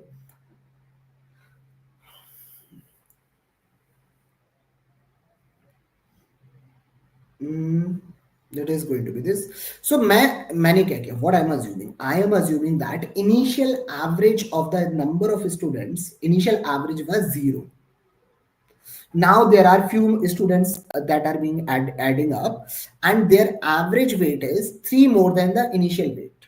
So that's this, right? And after mixing all those people, the average weight increased by 0.6. मतलब initial average weight 0 था, अभी क्या हो गया? 0.6.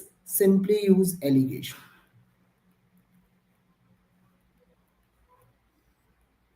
This comes out to be 4:1. That's it. Understood? ये तो राउंड 1 का था, ठीक है। Now look, assumption of a number is always easier, and that is always give you the answer more quickly, ठीक है। Instead of assuming these values as x, अगर मैं ये क्वेश्चन करूंगा तो मैं हमेशा ही स्टार्ट में एक वैल्यू अज्यूम कर लूंगा कि ये 0 है, ये 3 है, ये 5 है। अगर मैं अज्यूम नहीं कर रहा हूं, इसका मतलब जो है I am just simply wasting a lot of time. Understood? Now, let's look at this question. ABC non-real b square less than 4ac, this. Mehak, so in the previous question, so basically there are two type of people. One, the already students who were present. Second, few questions, a few students were added. So basically it is like a mixture. So in mixture there was already a solution that is present and another solution was added, right? And the average weight changed. So initial average I am assuming is 0. The new category that is being added has the average weight 3 more than the initial one. तो अगर पहले का wait मैं 0 मान लेता हूं तो दूसरे का वेट अपना कितना हो जाएगा 3. दोनों को मिलाया तो ओवरऑल एवरेज वेट है वो इनिशियल एवरेज से 0.6 बढ़ गया. So 0, 3 and this should be 0.6. Got it? ये वाला question, this is a question and I'm not sure what I am doing in this, reading twice and round 3 कुछ नहीं समझ में आ रहा है, छोड़ दो. Right? Okay, now let's move to this one. Now Alex invested his saving in 2 parts. ठीक है, उसने अपनी सेविंग 2 पार्ट में डिवाइड की. ठीक. In this question there is no actual number I can see. Right? So I am assuming Alex की total saving है 100. The simple interest earned at first part.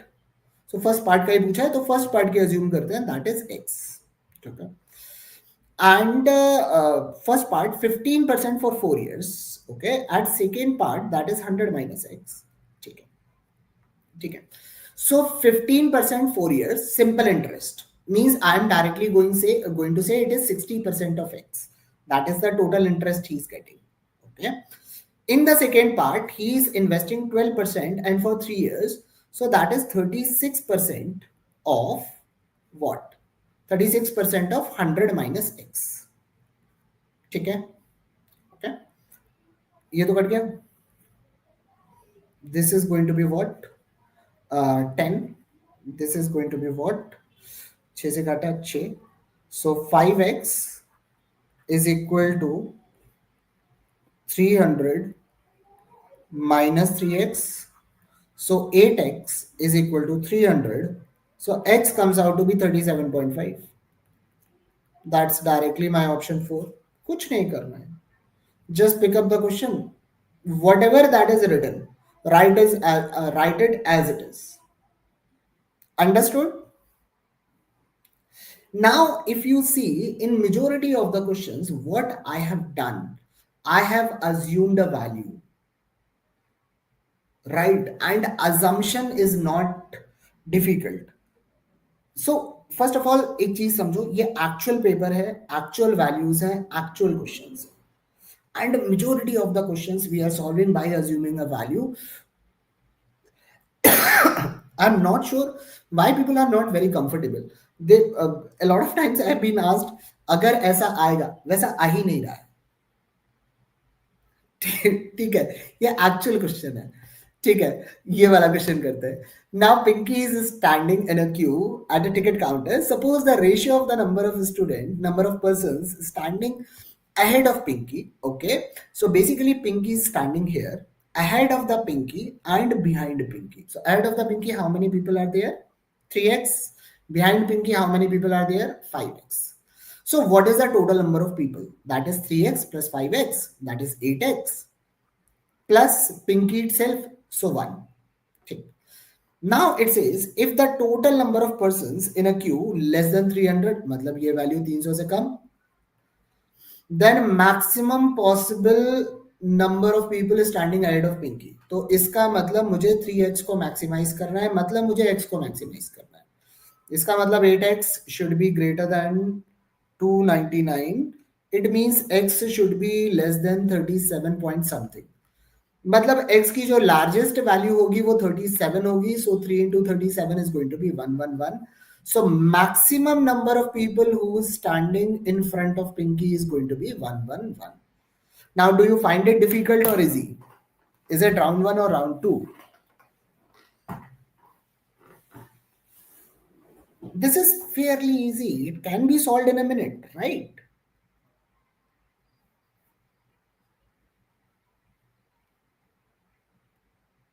Now, Now, I'm not going to attempt this question. And why I'm not going to attempt this question? Because this is a question of partition in PNC, right?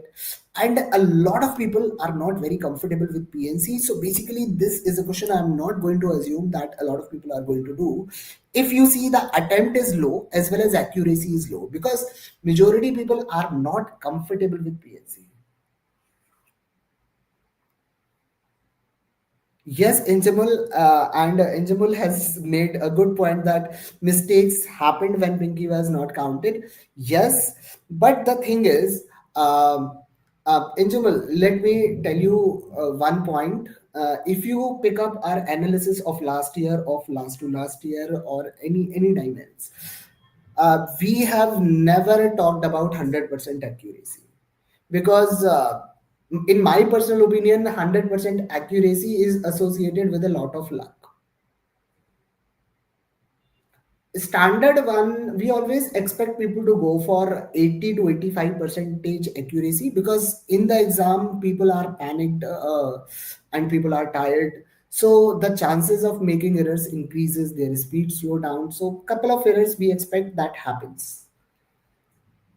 Right, but if your accuracy goes below 80, then it's not good. That's not associated with luck. Right, 80-85% accuracy, I have seen people doing it, so it's pure hard work and presence of mind. Now, this is a question of PNC and very different random type of question. Now, let's start this one. Now, trapezium ABCD has a side AD parallel to BC. Now BC is a smaller side. Okay. So BC is 3, AD is 8. Okay. So this is B, this is A, this is D. Okay. And this angle is 90. So this is also going to be 90 and it is going to be like this. Okay. Perimeter जो given है वो कितना given है 36. Okay. So I am just going to draw this line.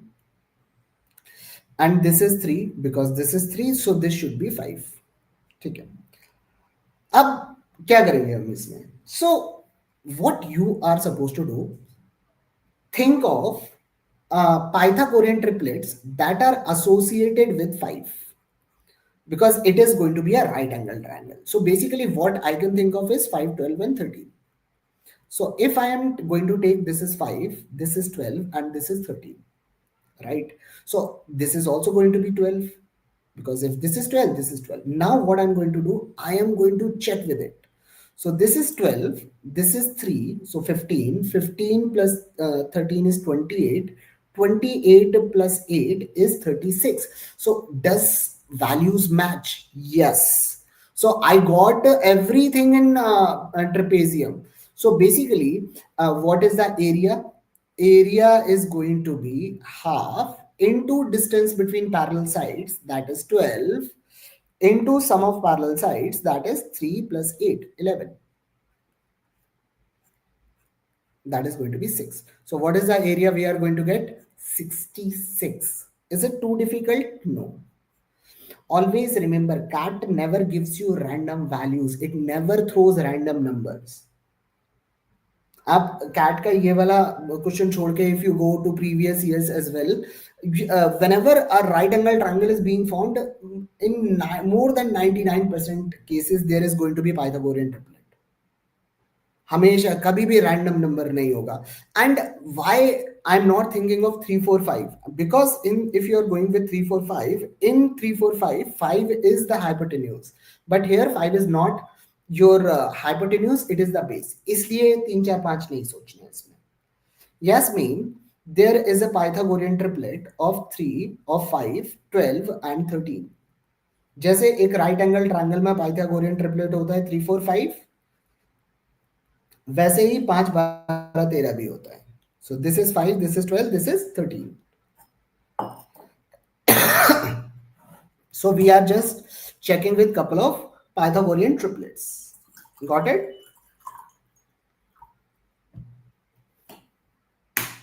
Okay. Now this one.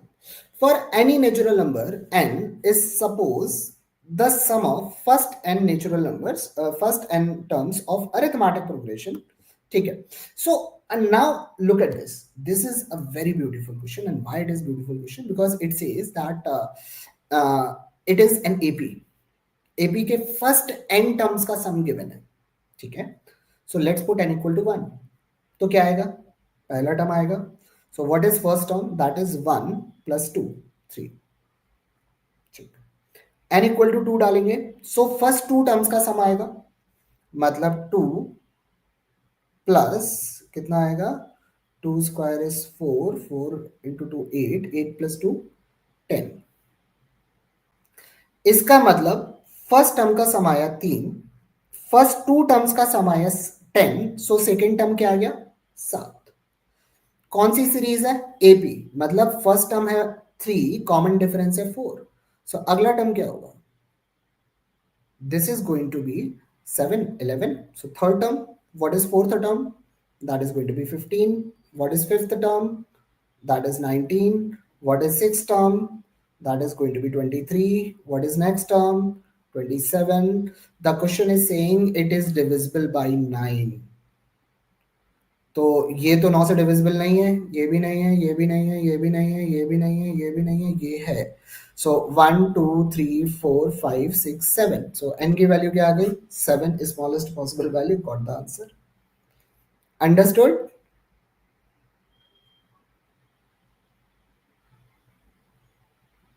क्या ये question exam में होने वाला था?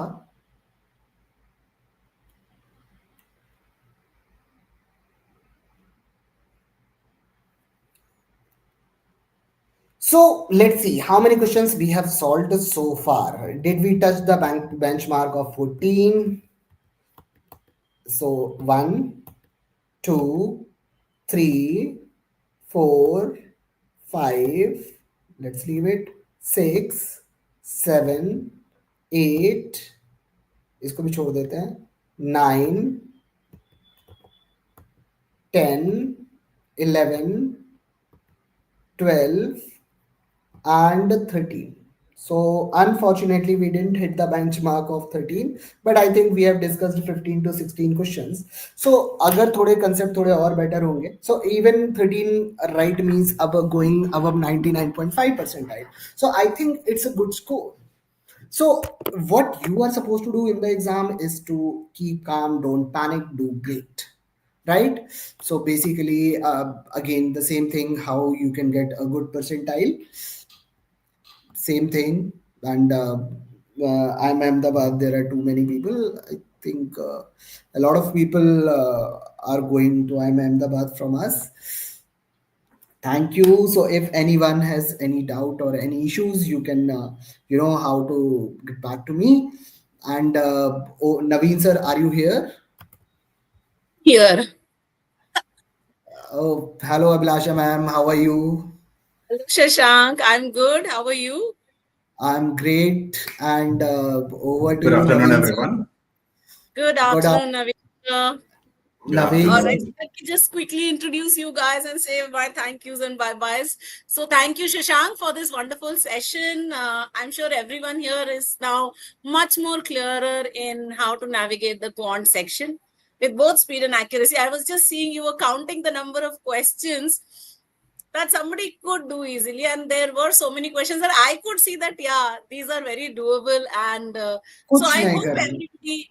है ना? I hope everybody took advantage of all the gyan that Shashank has had to share, because please understand that it is crucial not just to solve these questions, but to solve any questions, but to pick the right ones. That's the most important thing.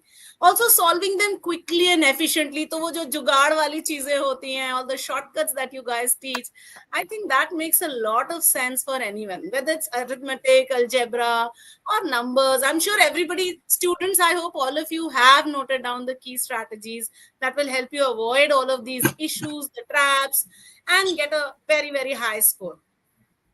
For the second part of this session, yes, Shashank, you have something to share. I was just telling that I follow only one strategy. Question देखो, समझ में आया आगे करो, नहीं समझ में आया छोड़ दो. Exactly. वही सेम चीज तो मैं वर्बल के लिए भी बताती हूँ कि क्वेश्चन देखो, आया तो आया, नहीं तो आगे.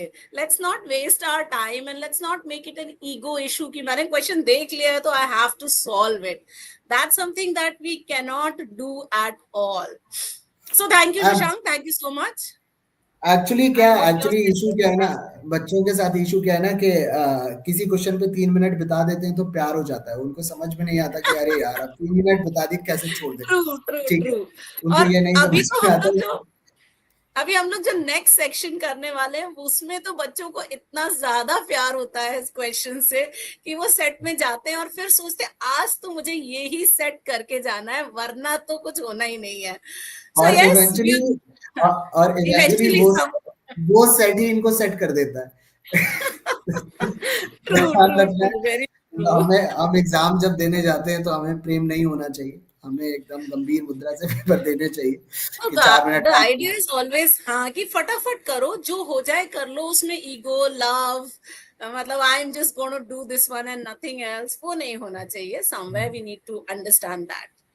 We are now moving on to a section that is one of the most unpredictable sections, also the game defining section of your CAT paper, guys. So we are going to be talking about the DILR section, which doesn't just check your logic, it checks your mindset, your patience, pattern recognition, and all of it to be done with the clock ticking on your head. So there is immense pressure that you need to do. This section is the second section after VRC. So there is a lot of pressure. If you've done your VRC well, then there's that ego boost that you've got. If you've not done it well, then there's that depression, that a little bit of unhappiness that you've got as you come into the DILR section, and you cannot afford to bring any emotions from the previous section into this section. So guys, this section is going to be a game changer for you. To take us through this next phase of our session today, we've got with us, of course, your favorite Naveen sir. We'll just begin in a couple of minutes. I think all of you should get your notebooks ready, have your focus very, very sharp. This is a session that you will want to revisit again and again during your mocks and during your preparation. Naveen sir, welcome to this session. So, आज आप क्या कराने वाले हैं? हम आज LRDI करेंगे जो बच्चे बहुत स्ट्रगल करते हैं. Absolutely. I think कोई भी जो कैट लिख रहा है, क्योंकि एक तो LRDI का पैटर्न अब इतना चेंज हो गया है. मुझे याद है जब इनिशियली LRDI हम लोग करते थे, it used to be much more easier. I used to find so many questions that were very doable. Now I struggle to find sets which I can do. तो आई एम श्योर आप आज कुछ ना कुछ ऐसा जरूर बताएंगे how to pick the right set, and I think our students will find that of great help and they will do very very well and whatever with your help and guidance. So guys, I hope all of you are ready. Naveen sir, over to you. Thank you, ma'am. So good morning, everyone. So very much unlike what Abhilash ma'am said, it's not going to be a lot of confidence booster. It will definitely give you a confidence that fine, we can achieve a 95 or a 99 percentile level score. But CAT 2022 DILR was among the toughest that we have seen in the recent years. 2024 was pretty damn easy as compared to 2022. Bacha 24 ka. So if anyone who had attempted 24 ka CAT, and if you struggle with DILR, 2022 CAT DILR was extremely difficult. We'll get to know about this as to how much difficult it was. Yeah, good morning. Good morning, everyone. So what we will do is we will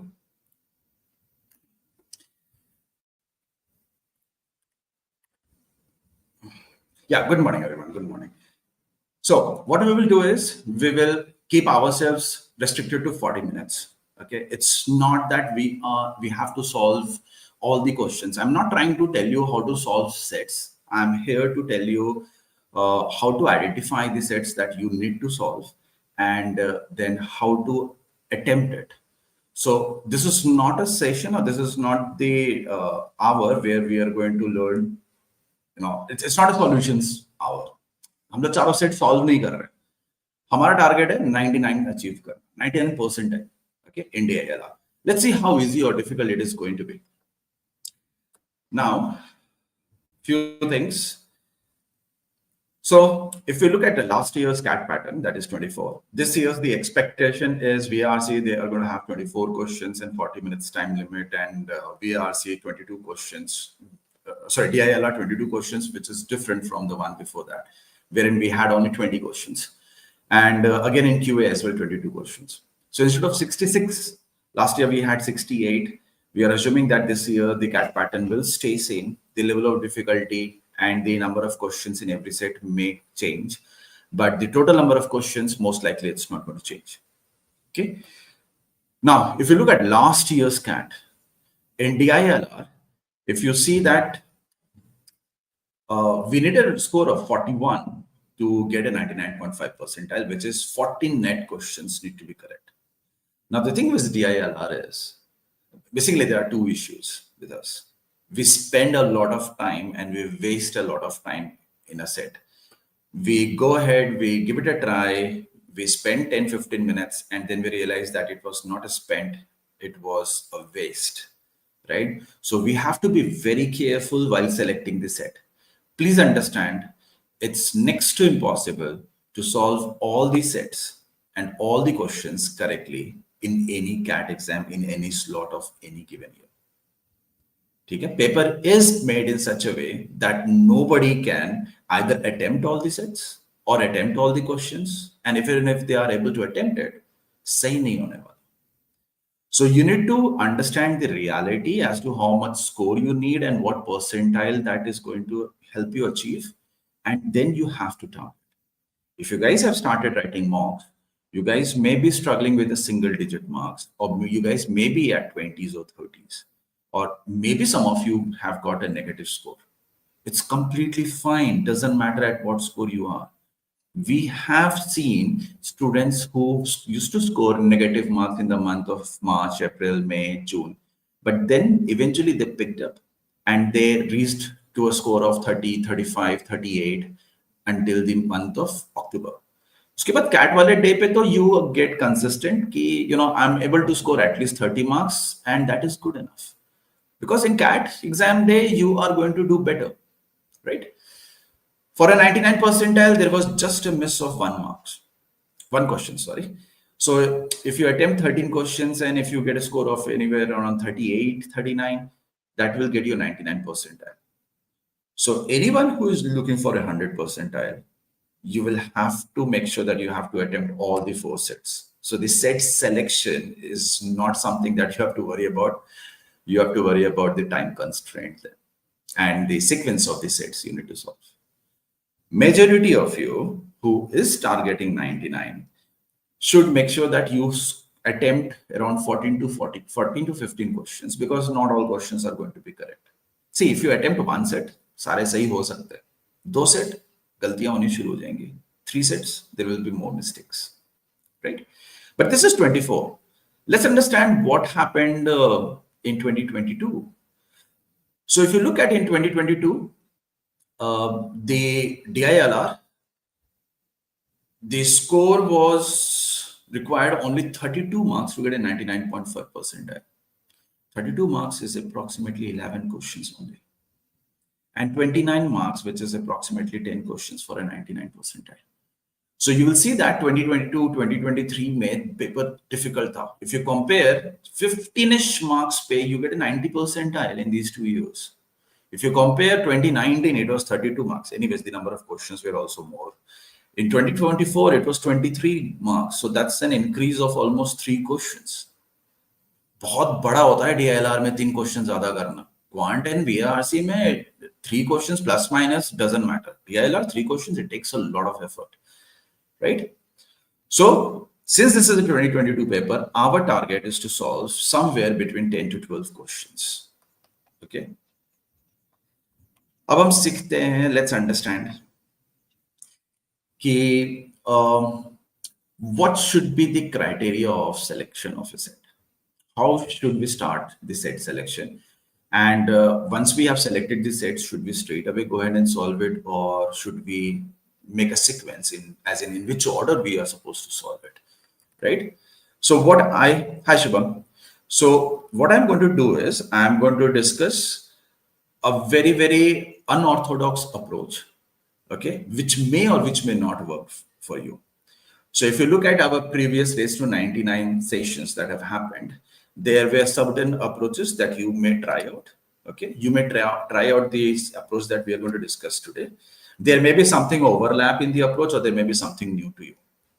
You just have to see that which one clicks for you, right? For that, you have to write a lot of mocks as well. So where do you need to be? We have already seen that if you attempt 14 questions and you score a 41 marks, and we are talking about 2024 ke perspective se, 2022 ka perspective nahi hai. So you will reach a 99.5 percentile ish, around that. Definitely more than 99 percentile, no doubt about it. DILR also becomes difficult because you have just gone through 40 minutes of extensive reading and comprehension. And a lot of students, let's say 9 out of 10 students, they give up on LRDI because their VARC did not go well. Please understand, आप अपने आप को undervalue मत करो. At least keep yourself at par with everyone else. So if your VARC section has gone bad, if you're not able to score well, सबके साथ वही हो रहा हो. You are not the only person who's going to face it. Okay, once you come out of the exam hall and then you realize कि सब लोग रो रहे हैं, everyone is worried about their score and what percentile they are going to get because they were not able to attempt a lot of questions, right? So आपको भी वैसे ही सोचना है. So if your VARC did not go well, completely forget about it. ठीक है, amnesia यहाँ पर बहुत काम आता है. So completely forget about it, and then you start from scratch with LRDI, and कि LRDI में आपको improve करना है. VARC गया पास था, forget it. Okay. So what are the topics from which we get DILR questions the most? So if you look at the topics, this is सबसे ज़्यादा questions recent years में आए हैं. Those are going to be reasoning based DI. So nowadays you do not get very straightforward DI. There were a couple of straightforward DIs in CAT 2024, but basically there is going to be some reasoning involved, and then only you can solve it. The next type is matrix and grid, which has become very, very common. Okay, whether it is houses in a block, or whether it is sitting arrangement on an airplane. बहुत सारे cases आपने recent years के CAT papers में देखे होंगे.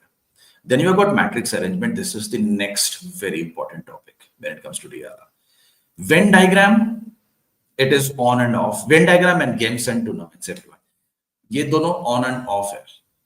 So we have never seen in continuous years that somebody, I mean, some of the slots or any slot has got games and tournament, or अगले साल भी फिर आ गया. नहीं. So last year we had a set on games and tournament. तो इस year आने के chances कम है. We cannot rule it out, but there is a very less probability. Venn diagram was there, 2-3 years ago. So there is a chance that we can have Venn diagram based sets this year. Okay. Chance hai. Cannot guarantee anything. Then you have got scheduling and matrix. Scheduling and matrix arrangement and matrix and grid. They use the same logic, almost the same logic. The language and the representation differs by a bit. Okay. In matrix and grid, it's more like Sudoku, where there are going to be certain cells that you have to fill up and certain cells that will be already given. Matrix arrangement is something where nothing is known. You have to read the conditions and accordingly fill. And scheduling and matrix is where a timeline is being made, and then you have to fill it. We call them matrix. आप उसको table भी बोल सकते हैं. Table और matrix में अंतर क्या है? Reasoning में not much, right? Now, the other types of topics which are not very much prevalent, but out of nowhere वो आ जाता है, which kind of takes us aback, which are roots and networks. You have got grand chart आया हुआ है. You have got algebra K-slate. Not very much, but yes, it has been there. Arithmetic based DI, which is the part of the same DI. Now, what is arithmetic based DI? It's calculation based DI. So the typical DIs that you think of, वो वाला है, ठीक है? Miscellaneous ones, these are more like puzzles. So if you guys remember, if you guys have solved previous year papers, once there was a set based on chess pieces. There was one set that was based on, which was like chess pieces, but those were not exactly chess pieces. Those were circles and squares and stars given, right? Recent years, I'm talking about the last 6-7 years. So puzzles wale ek hai. So 11, questions, 11 sets spread over the last 8 years. It's like, see, if in a year, if one slot gives you a puzzle, the other 2 slots will also give you a puzzle. ऐसा नहीं होगा कि एक slot में puzzle आएगा, बाकी दोनों में नहीं है. If one slot is going to give you a set theory, make sure it is definitely going to be that the other 2 slots will also get a set theory. So a lot of students, right after the first slot is done, they ask their friends who have already written the exam कि क्या क्या आया था. So you have to, if you are asking, though you should not, but if you are asking, just ask them किस topic से questions थे. Do not ask them the exact language and क्या concept based था, because it will change. But topic wise, it's going to be almost the same. I'm talking about LRDI. QMA is ज़रूरी नहीं है. QMA sometimes a slot doesn't even have a TSD question, or second slot में 3 questions TSD के. So that is not a the right information that you will be getting from previous slot students, but LRDI may it works. Now what we are going to do is we are going to select the sets. 2022 slot 1. How are we going to select the set? Common sense. Our target is not to spend more than 5 minutes in order to select the sets and the sequence in which we are going to attempt. Now, what are the keywords? What are the hints that will tell us कि ये set करना चाहिए और ये नहीं करना चाहिए? Set का लंबाई, length. What is the stem? What is the length of the stem of the set, and how many conditions are given? 3, 4, 5, 6 तक चलता है. More than 5 or 6, it becomes very much time consuming to read. I'm not saying the set is going to be difficult, but time consuming होता है. तो अगर आप पढ़ने में 8-10 मिनट लगा रहे हो बार, तो you are going to spend 20 minutes, 18 minutes, 25 minutes to solve one set. Not worth, right? Okay. So that is one hint. Second is the language of the questions asked.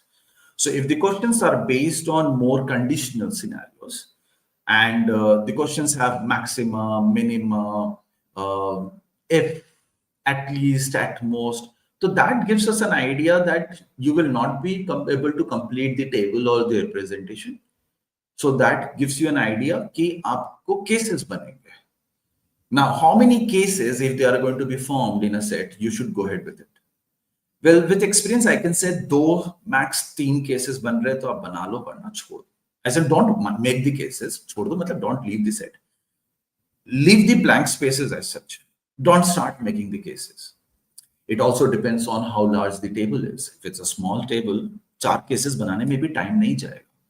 But if it's a big one, let's say 8 by 6 का matrix है और it's a table, 2 बनाने में भी time लगेगा, isn't it?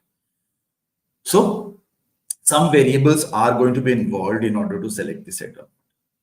Another thing, if it's a theta question, which means whatever answer you're supposed to get, it is going to be definite.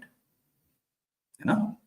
So अगर definite है, तो irrespective of cases bane na bane, you will always have the same answer. So give it a try if you have time left.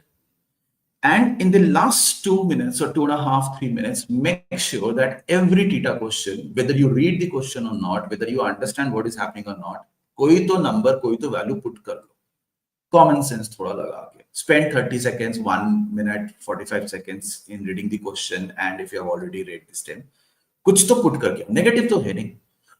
Yes, अगर एक भी सही हो गया, it's not going to hurt, because even a single question makes a lot of sense. It makes a lot of difference, right? Yeah, Anirudh, it is going to happen. Histogram, Shubham, not so much. Okay, so I've got a lot of queries. So Shubham, histograms, they are not so much common. So if you're looking at the different charts, बहुत rare. So recently we had candlestick wala DI, if you remember. So that is something that can come. Gantt chart can come. Pesto will come. may come. Okay, so you should know the different scatter diagram, frequency distribution graph. So line graph वगैरह ये सब थोड़ा कम है. So last year we did see some of the basic DIs, but expect something new as well. Injamal says, should you think of it as questions or sets? Injamal, you should always take it as questions, not sets. So if you're looking at a set, suppose 5 question hai. If you are confident that you will be able to solve at least or around 3, it's a good set. देखो एक set के सब नहीं करने हो जाए तो बहुत बढ़िया. But if you are able to attempt or solve at least half of them, that is good enough. हम बाकी 2 में इतना टाइम स्पेंड नहीं करेंगे. We'll move ahead with the next set, right? Fine. So these were the queries. Okay. What are the difficult level? किस level के difficulty पे हम लोग stress करेंगे? We will be looking at only easy, medium, and medium. Worst case medium to moderate we can go. Difficult वाले questions तो हम लोग और sets को ignore करेंगे हमेशा. So our target is basically find out easy, medium, and moderate.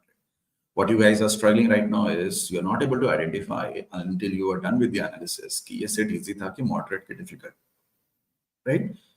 हम लोग देखेंगे कैसे decide करते हैं. Let's begin.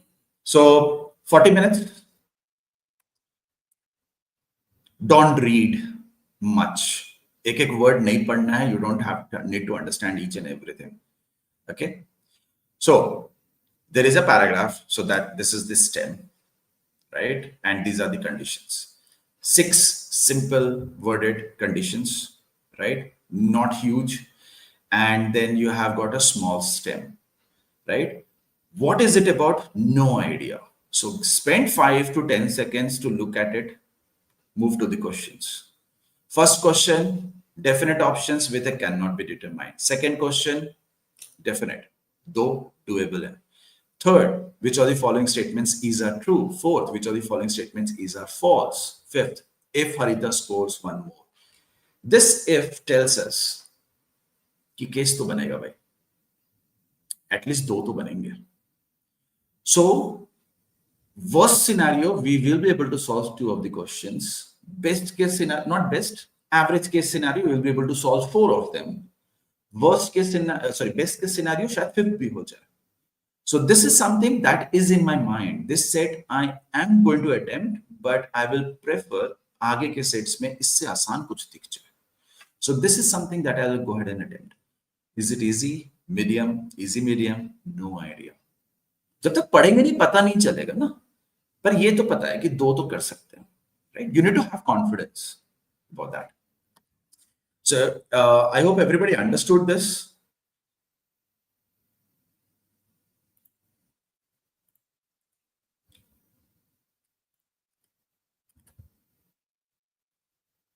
Right? ठीक है. चलो. Set 2. Stem. 5 statements. Right? How many boys are there in the class? Tita? Which of the following can be determined? Can be means pata chalega. So definitely cases. This is definite. So 2 to ban rahe. What best can be concluded? Cases. How many female dancers are interested? With a cannot be determined. So risky, but still doable, right? So the questions of this particular set is very similar to the previous one, right? So ये जिस level का है अभी दिख रहा, the same level of difficulty looks to be for this also. We will read through that later on, और उसके बाद फिर we will decide कि should we do this or should we do it this or not. ठीक है? Third set. This is the stem and 3 statements only. Good. And of course, there are numbers involved. So this is analytical reasoning. Number-based reasoning. If you're good with numbers, then you should definitely attempt these types of sets. If you're not, the question types will decide. So we have got 3 theta, and then we have got 1 definite, and then we have got this. Okay? Which of the following could be the amount? So cases. So case तो बनेगा इसमें भी. Now, this is the third set that we have looked into. इन तीनों में से right now my preference is सबसे पहले तो ये करने वाला, ठीक है? Maybe the next set I will prefer first, right? अभी तक तो ये इसका preference high है, and the next will be either the first set or the second set. Let's move to the next one. So there is no condition. We have this stem, and then we have got this graph, this map, right? And then we have the questions if so definite, theta, definite. So इसमें worst case scenario में भी we should be able to solve इन तीन के आसपास, right? Maybe we will not attempt first and second, पर ये तीन तो हो सकता है, ठीक है? So this is also something that we can look into. So looks like this the LRDA section is not as difficult as expected. So definitely we'll prefer this first, ठीक है? Last वाले के 2-3 questions try कर सकते हैं. Now between these two, which one should we go ahead? अभी time waste नहीं करेंगे. Let's build some confidence, right? Let's solve the third set. Okay. So we are told that A, B, C, D, E, and F are the interviewers in a process that awards funding for new initiatives. Every interviewer individually interviews each of the candidates individually and awards a token only if she recommends funding. A token has a face value of 2, 3, 5, 7, 11, or 13 prime numbers. Each interviewer awards tokens of a single face value only. So if I'm an interviewer, let's say A, so if I have token 7, I can only award token 7. I cannot award other token. Or let's say if C has a token 5, which means I cannot have a token 5. There are 6 of the people and each one has got a different token. आपने देखा? मैंने paragraph पढ़ा, पूरा नहीं पढ़ रहा मैं एक बार में. मेरे को नहीं पल्ले पड़ेगा, नहीं समझ आएगा एक बार में. We are not good with so much of conditional statements to read at one go and understand everything. So you read in parts, understand up to there, then move ahead. Okay. So right now I understand 6 interviewers and giving 1 token each of a unique face value. Second para. Once all the 6 interviews are over for a candidate, the candidate receiving a funding that is ₹1,000 times the product of the face values of all the tokens. So let's say if I'm a candidate and if I receive A, B, C token number, so whatever their token numbers are, वो मिलेगा मुझे, right? We will have to multiply them. That's what product says. और उसको फिर 1000 से भी कर देंगे multiply. So for example, if a candidate has tokens with face values 2, 5, and 7, and they get a funding of ₹1,000 into 2 into 5 into 7. Exactly what we understood. Example में उन्होंने clear भी कर दिया. Next para. P, Q, R, S, and T were 5 candidates who received funding. So 6 interviewers, 5 candidates. The funds they received in descending order, not in respective order, are these numbers. ठीक है? 390. So see, 1000 तो सब multiply हो रहा है ना. So आपके दिमाग में चलना चाहिए कि ये zeros का कोई हेल्प नहीं है. वो लास्ट में हम लगा देंगे, हम रिमूव भी कर सकते हैं. We are worried about 392, 10, 66, 77, and so on. 390 is made up of 3 and 13 and 2 and 5. 66 is made up of 2 and 3 and 11. 77 is made up of 7 and 11. So each of these numbers are made up of at least one of these prime numbers ka product, right? Additional facts. F awarded tokens to everyone except this. A awarded tokens to no one except this. R received the highest number of tokens. कोई फायदा नहीं है पढ़ने का, सारा क्या कर लेंगे, दोबारा वापस पढ़ना पड़ेगा. So reading it, we understand that there is one interviewer who gives her token to everyone except someone, then somebody gives token to only one person. So basically, we need to match these funding along with the token numbers, right? So what we will do here is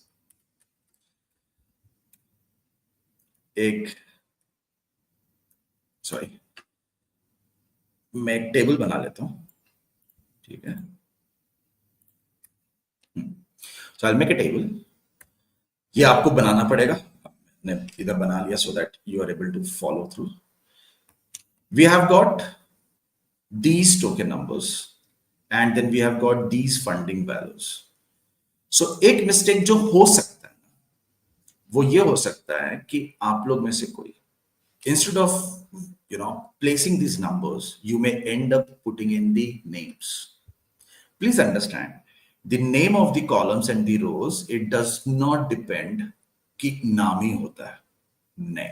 It depends on two important aspects. First aspect, which is always there, जिसके बारे में ज्यादा discussion है, the one attribute that is more talked about, उसकी बात करते हैं. So here there are basically 4 attributes. We have got interviewers, then we have got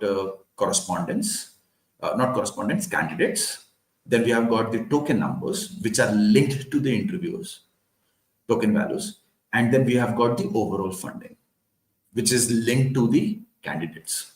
So हमारे पास basically दो ही attribute है, लेकिन उनके साथ बाकी दो linked है, right? So that is the first first rule as to decide कि क्या important है. Then the next rule is, if a set has numbers, it should be given a preference. कोई भी एक number, if it's a rank based set, तो rank 1 2 3 4 पहले लिखो, नाम पहले मत लिखो. If it is a scheduling based कि 9 o'clock एक subject को पढ़ाया गया, 9:45 is the other one, 10:30 is the other one, write that rather than the name of the subject teachers or whichever classroom they went to. Okay, so I will be writing down the token numbers, which are 2, 3, 5, 7, 11, and 13. And I will be writing down these numbers: 390, which is then 210. We have 165, 77, and 66. Now, 390 is made up of 2, 3, 5, and 13. 13 into 3 is 39. 2 into 5 is 10. So I'll cross this out. 210 is made up of 2 and 5 and 3 and 7. 3 into 7 is 21 and 2 into 5 is 10. 165, it is a product of 11, and then we will have 15. So 15 is made up of 3 and 5. So we will cross it out. 77 is made up of 7 and 11 only. So I will cross out the other ones. आप blank भी छोड़ सकते हो. But blank छोड़ने से कभी कभी क्या होता है कि हमें लगता है बाद में, because we have gone through so much of comprehension, we feel that शायद वो खाली इसलिए because I do not know. Cross करने का मतलब वी आर श्योर कि वो नहीं आएगा. 66 is made up of 2, 3 and 11, so put those ticks and cross out the others. Now let's read the statements. Fatima awarded tokens to everyone except Kahira. So we have got the interviewers as the columns, right? So we need to find a number जो सारे रोज में है एक को छोड़कर. 2 is not there, 3 is there, 5 is not there, 7 is not there, 11 is not there, 13 is not there. That means this is Fatima. She awarded tokens to everyone except Kahira. So Kahira is going to be the 77.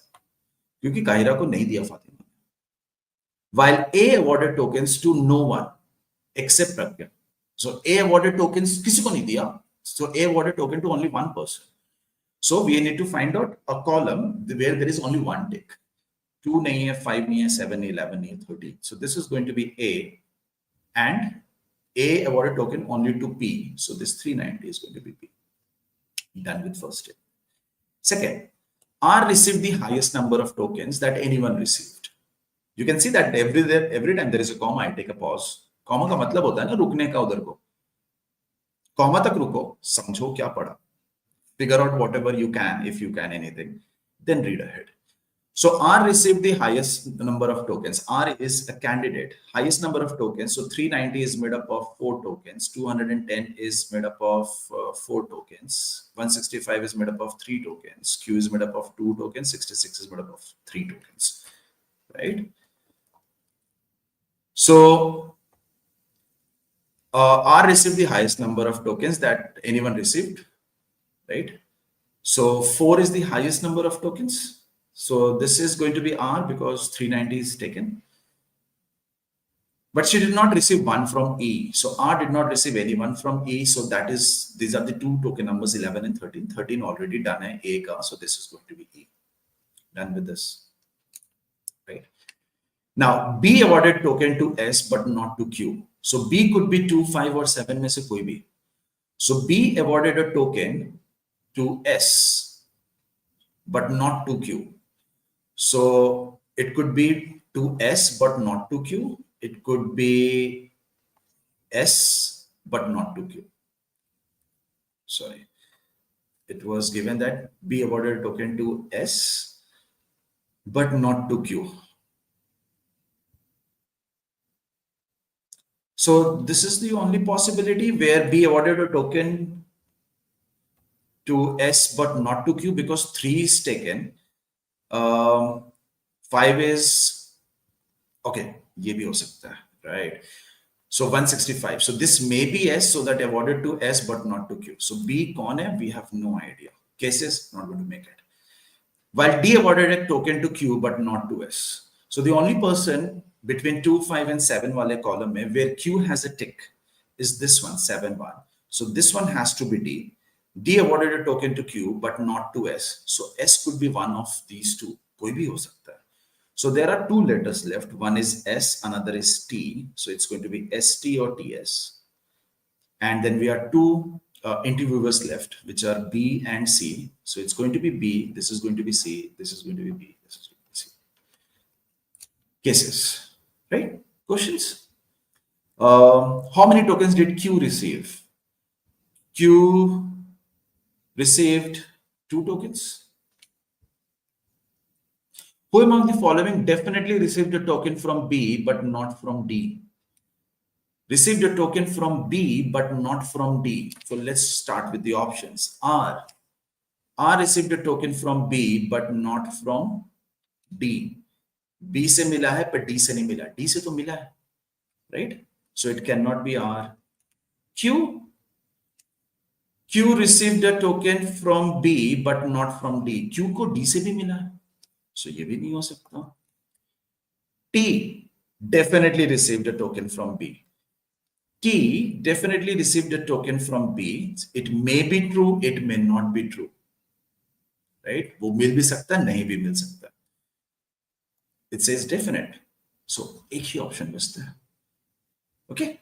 If you look at P received a token from B, whether this is B or whether this is B, but definitely not from D. Right?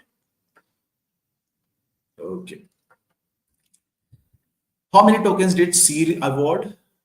C awarded 1, 2, 3, or if this is C, awarded 1, 2, 3. So whether C has the token of face value 2 or 5, in both the cases, it's going to be 3. How many tokens did S receive? So S, whether it is going to be 165 or 66, in both the cases, it's going to be 3 tokens. So ye be 3. Which of the following could be the amount that T received? So T may receive 165 or 66. दोनों में से कोई भी हो सकता है. So only B, neither A, only A. So दोनों possible है. 66 could be the amount and 165 could be the amount. Right? Okay, let's see what you guys have. How I figured out Rashida?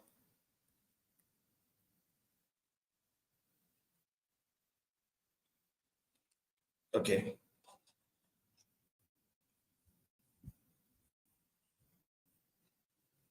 I read the first statement. The first statement says F awarded tokens to everyone except Q. Please understand A, B, C, D, E, F, these are interviewers. P, Q, R, S, T, these are candidates. English alphabet के initial letters, interviewers. So F is initial letters, FN. So awarded tokens to everyone. So you need to find a column जिधर में सब जगह ठीक है, एक जगह छोड़कर. That is only in your 3. So this is F. And F did not give to Q, so this is going to be Q. Now, while A awarded tokens to no one except P, so that means A में के call, A is initial letter, so that's the interviewer. So A is going to A के column में, wherever I am going to put A, सब जगह cross है, केवल एक tick है. So ये नहीं हो सकता, 5 column नहीं हो सकता, 7 वाला नहीं हो सकता, 11 वाला नहीं हो सकता, 13. This is going to be A, and A gave only to P, so 390 is going to be P. इसके बाद हम आते हैं सेकंड्स पे. R received the highest number of tokens that anyone received. 390 वाले को 4 टोकन मिला था, 2, 3, 5 और 13 का. 210 वाले को भी 4 टोकन्स मिले थे, 2, 3, 5 and 7 के. बाकी सबको 4 से कम मिला था. So R received the highest number of tokens that anyone received. People who received highest number of tokens, what is that? 4. अब 4 वाले 2 लोग हैं, एक P है, हमें ऑलरेडी पता है, तो R ही होगा ना ये. हम बोल सकते हैं ना कि R को हाईएस्ट नंबर ऑफ टोकन्स मिला है, जिनको भी मिला highest number. And then it says she did not receive any from E. So R वाले इसमें उसको E नहीं से मिलना चाहिए, E से नहीं मिलना चाहिए. So R did not receive these 2 tokens, 11 and 13. जहां 13 is associated with A, so E तो 11 ही आएगा. I hope this is clear. Then आगे थोड़ा करने पे D पता चल जाता है. We are still not sure about B and C, and here we are not sure about S and T.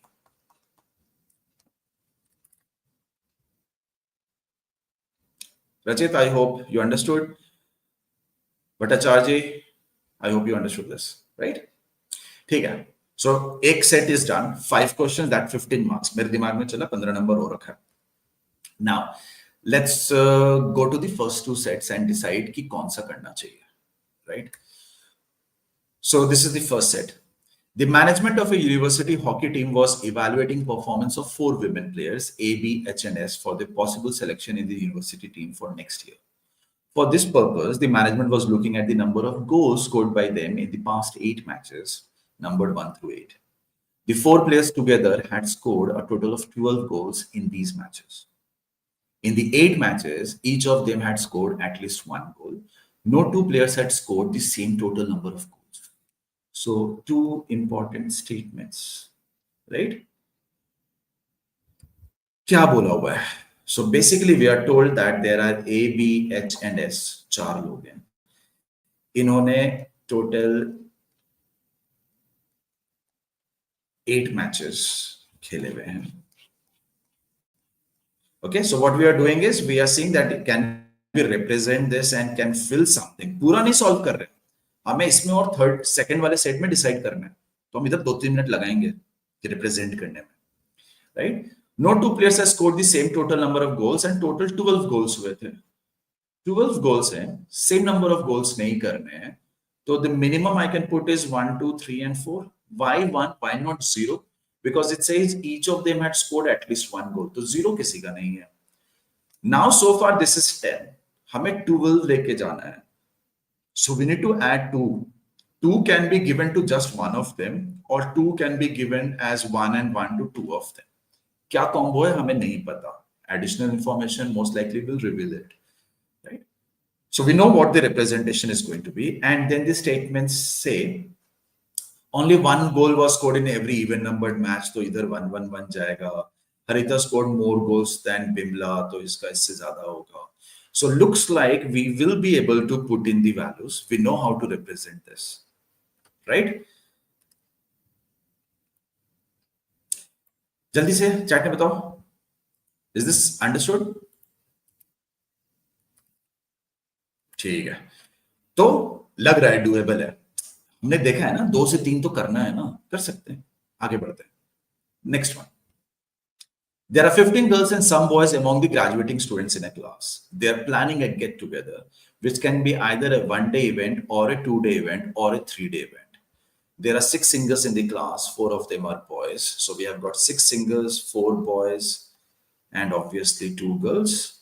There are 10 dancers in the class, 4 of them are girls, and obviously 6 will be then boys.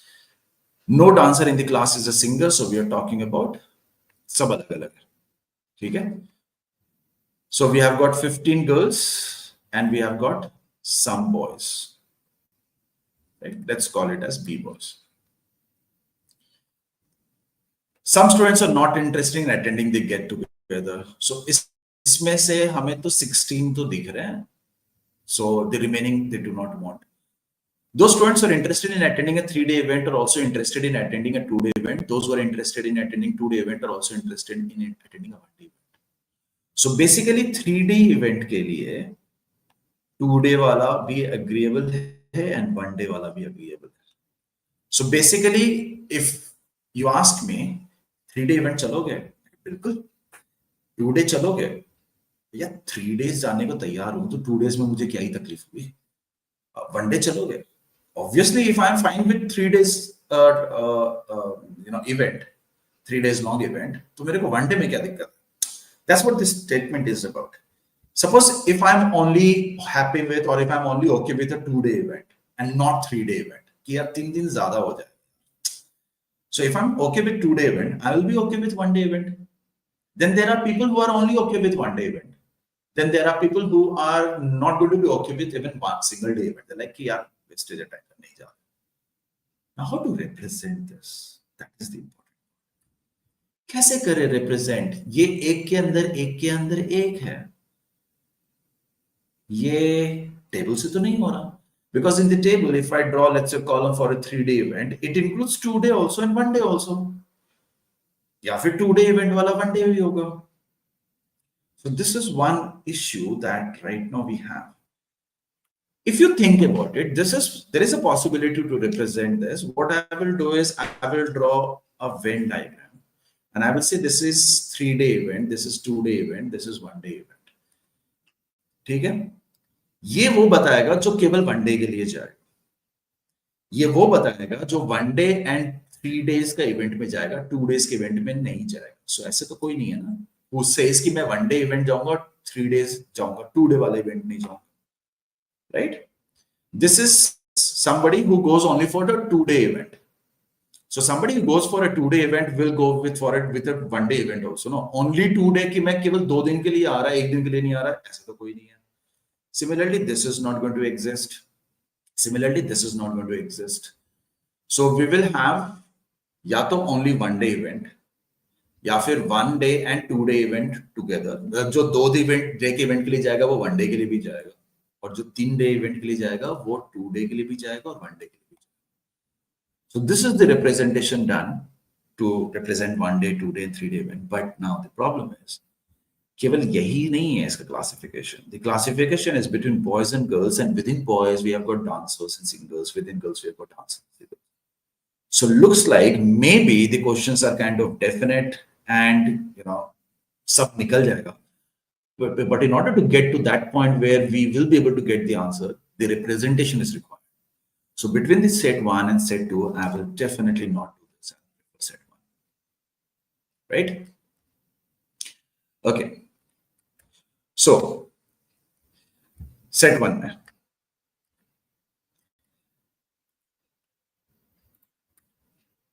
the management of a university hockey team was evaluating performance of 4 players, women players, A, B, H, and S for the possible selection in the university team for next year. Right? So हमें पता है कि we have got A, B, H, and S, and we have got match numbers 1, 2, 3, 4, 5, 6, 7, and 8. Now total 12 goals होने. So I'm saying that everybody is going to, I mean, not everybody, as in 1 goal, 2 goal, 3 goal, 4 goal to hona hi hai between A, B, H, and S. Who gets 1 goal so far, we do not know. This is 10 as of now. We need to add 2. This 2 can be directly 2 to someone, or it could be a 1-1 का. किसको 1 वो देखा जाएगा. आगे बढ़ते हैं. Only 1 goal was scored in every even numbered match. So there is only 1 goal that you are going to find here. So out of total 12 goals, 4 goals इधर हैं. That means odd number matches may we need to put in another 8 goals, right? Okay. Harita scored more goals than Bimla. So we can see that ये तो 2-1, 3-2, 4-1, 4-2 कुछ भी हो सकता है. No idea. बाद में आएंगे फिर से. We are pretty sure that Harita is not going to be the one who is going to be the least one. The highest goal scorer scored goals in exactly 3 matches, including match 4 and match 8. कौन है पता ही नहीं. Ignore this statement quickly. Next, Bimla scored a goal in match 1. So Bimla scored a goal in match 1. A goal, 1, right? And 1 each in 3 other consecutive matches. So 1 each in 3 other consecutive matches. वो कहीं भी हो सकता है. From here, can we say कि Bimla ने 4 goals तो करे ही करे हैं. 1 each in 3 matches and 1 goal in first match. 4 तो करे ही हैं. And if Harita has to score more goals than Bimla, तो Bimla के अगर 4 हैं, तो Harita के 4 से ज्यादा होने चाहिए. Minimum 5 है. 5 plus 4 is 9. We have an overall of 12. So we are left with 3. 3 has to be distributed among A and S. Nobody can get a 0. And they need to get unique. So it's going to be 1, 2 or 2, 1. If I give Harshita or Harita 6, 6 plus 4 will become 10. Then A and S, they both will get equal number of goals, 1 and 1, जो allowed है नहीं, right? It said no two players had scored the same total number of goals. तो हमें ये पता चल गया. Now, done with the second. Fourth में हमें कुछ part बचा हुआ है figure out. Third, the highest goal scorer now. We know Harita is the highest goal scorer now. So goals, she scored goals in exactly 3 matches, including match 4 and match 8. So she scored 1 goal in match 4, 1 goal in match 8. That means nobody else scored goals in match. मैं यहाँ पे ना cross की जगह 0 लिख देता हूँ, जल्दी लिखा जाएगा, right? So there is one more match where she has to put in 3 goals. 3 goal direct आएगा कहीं पे भी. Obviously it won't be at 2. It's going to be 1, 3, 5, 7 में से कहीं पे Harita will put in 3. Right? Now, fourth statement again. Bimla scored 1 goal in 3 consecutive matches. So the thing is 4 and 8, they both act like partitions, as in consecutive नहीं होने देगा Bimla को, right? So the only possibility where I can put 3 consecutive ones for B, it's going to be match number 5, 6 and 7. So that means 6 का भी done है. B का complete हो चुका है. That means she did not score goals, right? Okay. So far we have got 1, 2, 3, 4, 5, 6, 6 plus 3, 9. 9 goals के बारे में हमें पता है. 1, 2 का भी कुछ नहीं पता. Next, fifth statement. An equal number of goals were scored in match 3 and match 7. Match 3 में अगर we have G number of goals, 7 में also we will have G number of goals. We can see that 7 में 1 goal तो है. So 3 में भी 1 goal तो कम से कम होगा. So it could be 1, 1 or it could be 2, 2. Right? So कितने गोल्स हो चुके हैं एक बार लिख लेते हैं, ठीक है? So we have got 1, 2, 3, 4, 5, 6. We already have 6 goals, right? We know that match number 2 mein there is going to be 1 goal for sure, and 7 हो गया. Now match number 7 mein if there is 1 goal, there is going to be 1 goal in match number 2, so that's going to be one other one, which is going to be 8, and then 3 goals of H we have to put, so that is going to be 11. Perfectly fine.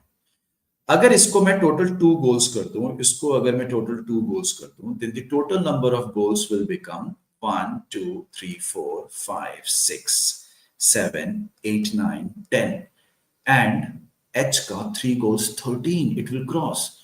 So the equal number of goals in match number 3 and 7, it cannot be 2, 2. It has to be 1, 1. क्योंकि अगर 2, 2 कर दिया ना तो हरिता का 3 गोल directly that has to go in one of the cells. वो 3 और 7 तो नहीं होगा, right? We can not put 3 directly there. किसी और जगह 3 डालने पे 13 गोल्स हो जा रहे हैं. So that tells us there has to be only 1 goal here as well. ठीक है? सो जी की वैल्यू हमारे हिसाब से 1 ही हो. So the moment I get 1, these are going to be 0. यहां नहीं होने, right? Okay. So equal number of goals happened in match number 3 and 7, which was different. So अगर ये 1, 1 है तो अब नए numbers होंगे, which are in match number 1 or match number 5.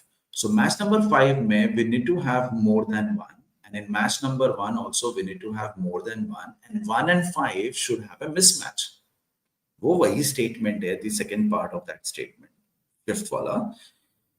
कि 3 and 7 के number of goals they need to be different. Sorry, they need to be same, but they're different from match 1 or match 5, right? So anyways, how many goals do we have now? So we have got 8 plus at least 1, 1, right? तो हमें अभी नहीं पता कितना put करना है. Let's leave it as such. Sixth, the match in which the highest number of goals was scored was unique, and it was not match 5. Match 5 में highest नहीं हुआ था, the only place we can put highest is going to be 1. That means Harita का 3 can only come here. क्योंकि हरिता का 3 if I happen to put in match number 5, वो highest हो जाएगा, because then we will not have enough goals match number 1 के लिए कि उसको highest बना सके. So what I'm saying, if I take this as 3 and make it as 4, इसको 5 बनाएंगे ना तो total goals 12 से ज्यादा हो जाएंगे. So that's why हरिता का 3 गोल इधर नहीं आ सकता. The moment I get 3 here, so this is going to be 0, 0, 0 because we are done with Harita ka 5 as well. So iska 1 ye bhi done hai, 4 iska bhi done hai, right? And we are done with 4 here. So we have got 4 plus 2, 6 minimum leke chal rahe hain abhi. 4 plus 2, 6, 7, 8, 9, 10, 11, 12. So fifth match में 2 ही goals होंगे. एक गोल B ने करा है, एक और गोल A और S से आया. We are done with 4 goals. We do not know what to put in these 6 cells, right? So if, जैसे समझाने के लिए बता रहा हूं कि अगर A ने इधर एक गोल करा तो इसके यहां नहीं होंगे, तो S के 2 गोल्स इधर इधर एक एक आएंगे, क्योंकि 3 में एक बचा हुआ है, 5 में एक बचा हुआ है. So that 1 by A can go anywhere and accordingly S will take the remaining 2 और vice versa. S के 3 empty cells में से 2 जगह 1 जाएगा. And in that column where 1 will not be there, A will take that 1. Do not try to complete it, क्योंकि आपको याद होगा कि क्वेश्चंस में कंडीशंस थे. So expectation है कि केसेस बनेंगे ही, right? First question: how many goals were scored in match 7? Match number 7, there was only 1 goal. Which of the following is the correct sequence of goals scored in matches 1, 3, 5, and 7? So 1 में 4 है, 3 में 1 है. देखते हैं 4-1 वाले कितने cases हैं. There is only 1. Now, sometimes some of the students and some of the teachers as well, when they attempt these sets, they actually, if they are confused, if they are stuck, see, I was not stuck. Had I been stuck, what I would have done was I would have gone to the questions और मैं इससे ना hint लेता कि was it a possibility that I put 3-1, 2-1 and I realized कि इधर 2 हो नहीं सकता. Can I put 5-1, 0-1 and I realize कि 0 नहीं हो सकता. I'm saying कि यही है. It talks about 1, 3, 5, 7, no? So 1, 3, 5, 7, the first option says 3, 1, 2, 1, right? So this is 3 to 5, 6, 7. We know 1, 8, 9, 10, 11 ही हो रहा है. So ये possible नहीं है. Right? Because we are only confused between 4 and 2. याद है वही missing था, बाकी सब तो 1 पता चल गया था. 5, 1, 0, 1 if I want to put, if this is 5, 1, 0, we know that it's not 0. Right? उधर 1B का already आ चुका है. It has to be minimum 1. 3, 2, 1, 2. 3, 2. हमें पता है कि इधर 1 नहीं आने वाला था. हमें पता है इधर 1 नहीं आ सकता. Right? We know that match number 3 and 7, they're going to have equal number of goals, right? So how much is that going to be? So this is going to be 8, 9, 10, 11, 12, right? We know that H का 3 goals will go in any of the columns. तो उधर कम से कम 3 चाहिए. This is the only column where we see at least 3. But B ने भी गोल करा है ना, तो कम से कम 4 तो चाहिए होगा. So using options also, you can quickly get to the caselet or the possibility if you think or if you are stuck कि ये करे कि वो करे. Options use कर लो. Okay. Which of the following statements is or are true? Statement 1. A and S never scored goals in the same match. We know that A जिधर करेगी goal, S नहीं करेगी and vice versa. So this is true. H and S never scored, sorry, it was A and S. H and S now never scored goals in the same match. So we know that H did not score goals in 2, 3, and 5, where S is going to score.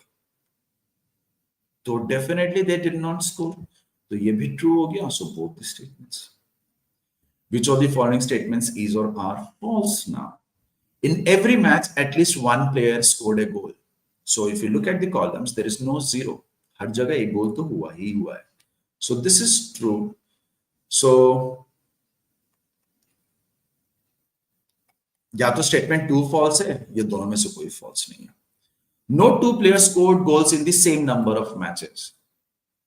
So A scored goals in only one match, B is going to score goals in 4 matches, H scored goals in 3 matches, and S is going to score goal in 2 matches. So we can see that the number of matches in which goals were scored, they all are unique. So this is also true. No two players did that. So none of these statements. If H scored goals in one more match as compared to Sarita, right?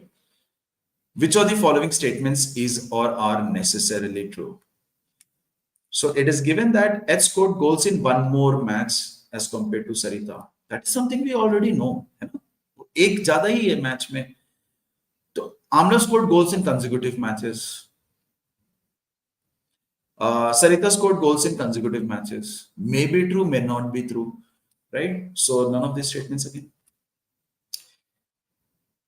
इसके 2 match होने का मतलब है 2 गोल तो करना ही है. अब ये 2 गोल कंसेक्यूटिव होने जरूरी नहीं है, और इसका एक ही गोल होना है. सो इसमें कंसेक्यूटिव का तो सेंस ही नहीं बनता है, right? Sanat says, can we approach this as different combinations for making 12, like all of them? 12 के सारे cases you are saying? As in 1, 2, 3, 4, and then another 2 is required, so I can put a 6 here. Or I can have 1, 2, 4, 5. Or I can have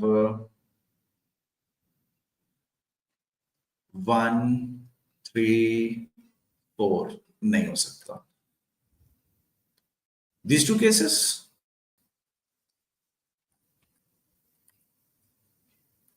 हाँ, कर सकते हैं. If you're comfortable with sum को break down करना, it's very easy, right? So you can do that. और एक बार ये कर लोगे तो I think you just have to figure out where either 6 or 5 should go, right? So highest जो था वो 5 में नहीं है तो वो 1 में होगा. If it is going to be 6, if you look at the options, there is not a 6. So the only possibility we can have is going to be a 5 there. Matches की बात कर रहे हैं. ए ने एच ने maximum 5 करे होंगे या 6 करे होंगे, उसमें से 2 अगर आ गया तो 4 विल कम हियर देन अगर इसके 6 कर देते तो, राइट? तो this would have given us a 5. So 5 is there. Yes, 5 is there. So we had to verify between second and fourth option in question number 2. But doable है, very much doable. So how much time? So we are almost close to 40 minutes, right? Of course, we are doing a lot of discussion while you are going to solve it on your own. You may not require that much of time in order to solve. Set 4. All these questions. Theta. What is the minimum number of trains that are required? What is the minimum number of trains that are required? Similar question. So we need to read through this. देखते हैं कि अगले 5 minute 6 minute के अंदर हम लोग ये कर सकते हैं कि नहीं. Given above is the schematic map of the metro lines in a city with rectangles denoting terminal stations, that is A, the stations at the corners, diamonds denoting junctions, so these are 4 junctions, RSTV, and small circles, these dots denoting other stations. Each train runs either in east or west or north or south direction, but not both. All trains stop for 2 minutes at each of the junctions. So it's a 2-minute stoppages here. And for 1 minute at each of the other stations. So 1 minute हर एक पे रुकती है. ठीक है? It takes 2 minutes to reach the next station for trains going east-west direction. So east-west में 2 minute लगता है in order to go from one station to another station. And 3 minutes while going north and south. So this is 3. North and south. From each terminal station, that is A, B, C, D, wala, the train starts at 6 a.m.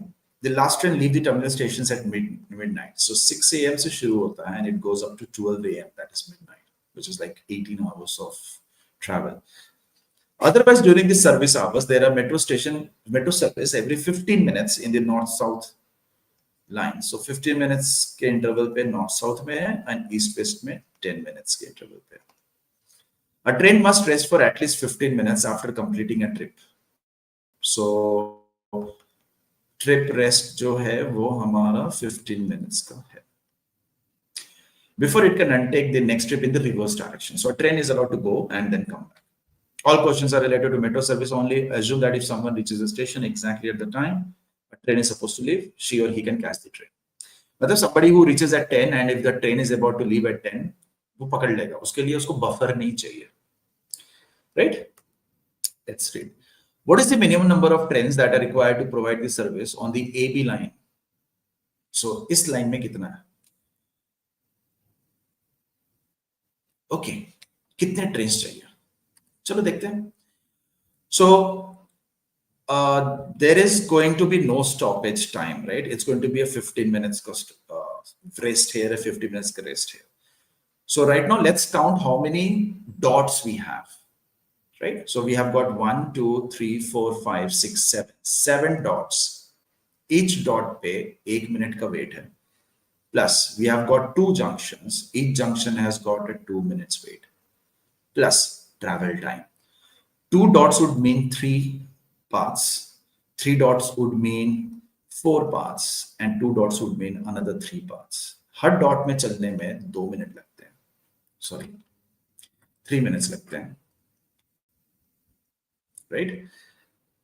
So this adds up to give us 7 plus 4 plus 30, which is going to give us 41 minutes.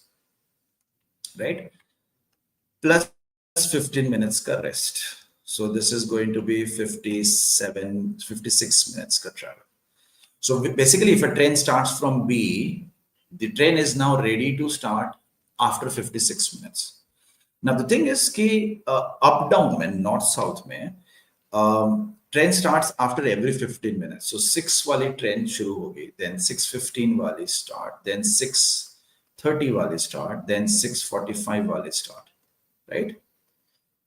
Then the train from there, it will also start at 6, 6:15, 6:30, and then 6:45. Now the thing is, ये जो 6 वाली train, when it reaches there after 56 minutes, is ready to start from there after 4 more minutes का break, because it says at least 15 minutes का break, ना? तो ज़्यादा भी break ले सकते हैं. 7 o'clock वाली ये train शुरू हो जाएगी सामने से. Same thing, this 6 o'clock train, when it reaches station B, it can start from 7. So we do not need more trains apart from the 4 plus 4, 8 trains that are required. What is the minimum number of trains that are required to provide the service in this city? So 8 is along AB, 8 is along CD. अब हम horizontal check कर लेते हैं, ठीक है?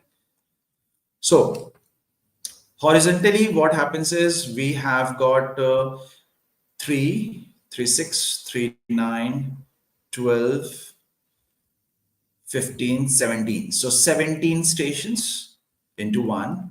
Plus, if there are 17 stations, so we are going to have, उसके अलावा, we have got 2 junctions, so that's 2 into 2. And then the number of paths between 2 consecutive stations. So there we have got a 4 here, and then we have got 5, so 6, and then we have got 3, 3, 6, 3, 9, so that's 10. So that's 20 into 2. So this is 40, 57, 61 minutes. Plus at least 15 minutes of wait. So this is going to be 76 minutes ka wait. Not wait, 76 minutes in order to start from M. So it starts at 6 a.m.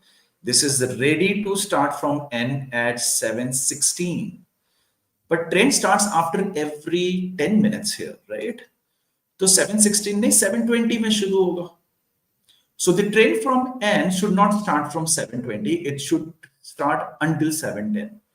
So 6 o'clock, 6:10, 6:20, 6:30, 6:40, 6:50, 660 की जगह 7 हो जाएगा. This is 7 and then 710. ये trains चलनी चाहिए because 720 की train will be the one that started from M.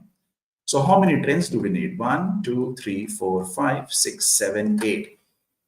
8 trains यहाँ से चाहिए, 8 trains यहाँ से चाहिए, 8 trains यहाँ से चाहिए, 8 trains यहाँ से चाहिए, right?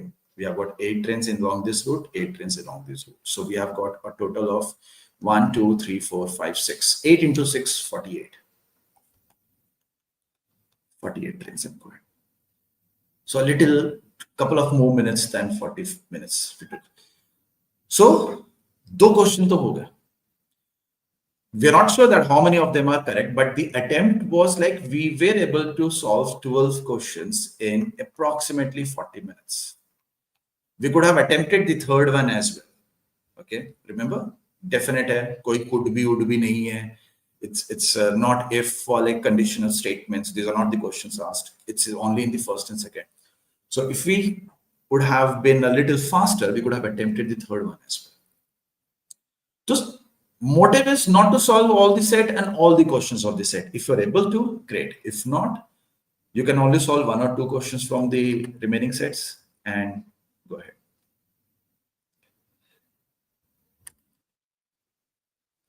Right? Okay. Let's see the selection of our sets where they're really good. We did attempt hockey team wala set, right?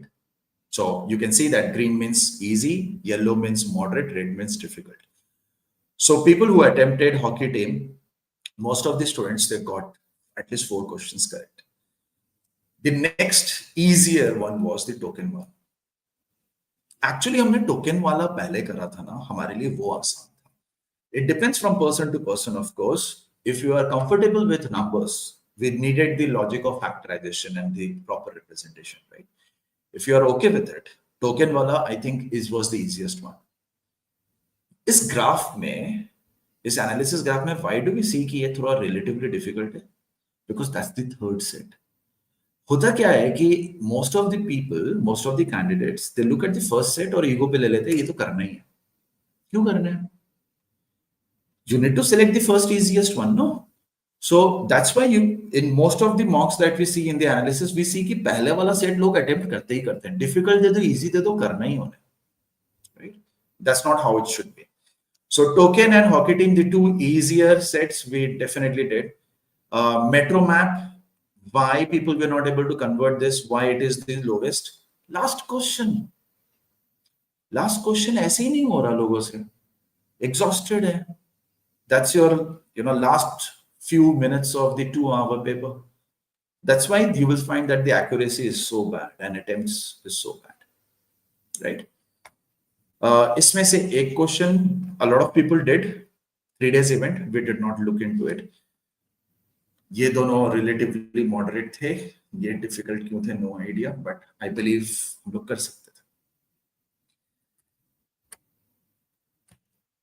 Yeah, welcome back, Abhilasha man. So I hope you guys understood how to select the sets, what should be the order, and मैं बार-बार कहता हूं कि it's not about solving the number of sets, it's about solving the number of questions. Treat them as QA. Thank you, Naveen sir. I think that was a very interesting take on LRDI. I was watching it also. तो मुझे बड़ा interesting लग रहा था. Like at the start of your session, I had said that LRDI sometimes is the make or break section for a lot of us. And if you're not able to, like you said also, and like I had said earlier also, कि अगर ego issue बना लेते हैं तो फिर बड़ी दिक्कत हो जाती है. और अगर first set को ego issue बना लिया, then you will spend 20-25 minutes on that one set, and then it just goes downhill from there. So for anyone who's writing CAT, you have to make sure that you pick and choose the right sets. You recognize what is the right set and then do it. So for that, it is very important that we practice a good number of sets. मेरे हिसाब से जो भी LRDI में अच्छा करना चाहता है, you have to practice a variety of sets and do as many as possible so that you're able to understand and interpret the sets and then take it forward. Choosing will only happen when you're able to look at a question and say, okay, this is something that I can handle. So one of the most important things is that you have to be able to recognize the patterns and choose which questions you can do, not get stuck in any set and just quickly move ahead into the next question. मैं last वाला आपका set देख रही थी, मुझे बड़ा मजा आ रहा था मेट्रो पैटर्निंग करने में. So I was like finding that very very interesting. DILR Like you के said, attempt में, yeah, go ahead please. नहीं सॉरी सर, आप बोलिए. मैं तो DILR के केस में I have got a simple take, okay, and it's a proper analogy. अगर आप रिलेशनशिप में हो और सामने वाले ने बोल दिया कि यार अब रिलेशनशिप नहीं हो रहा, डंप कर रहा हूं या कर रही हूं, तो how much of heartbreak you are going to have? That is exactly what DILR sets या फिर any question in QA VARC should give you. अगर आपको हार्टब्रेक हो गया कि ईगो पे ले लिया कि ये कैसे डंप कर रहा है, ये तो मेरा काम है, तो दिक्कत है. अरे कर दिया, you are not good enough. No, you're not good enough. नहीं, this is not the right place and right time for you. हाँ, so not good enough. देखिए, right time and right place तो हर चीज के लिए every person के लिए right place और right time पे सब कोई हर कुछ कर सकता है. तो वो वैसा है कि ईगो पे ले लिया कि ये कैसे हो गया. And people who are able to completely forget and move ahead in their life, they have that attitude while solving papers as well. एक क्वेश्चन सॉल्व नहीं हो रहा, ये मेरे से क्यों नहीं हो रहा. आई एम एन इंजीनियर, मैं आईआईटी का स्टूडेंट हूँ, मैं एमएनआईटी का हूँ, एसआरसीसी का हूँ, जेवियर्स का हूँ, मेरे से कैसे नहीं हो रहा. वो ईगो ले लिया ना, तो वो ईगो ले डूबेगा और कुछ नहीं हो रहा.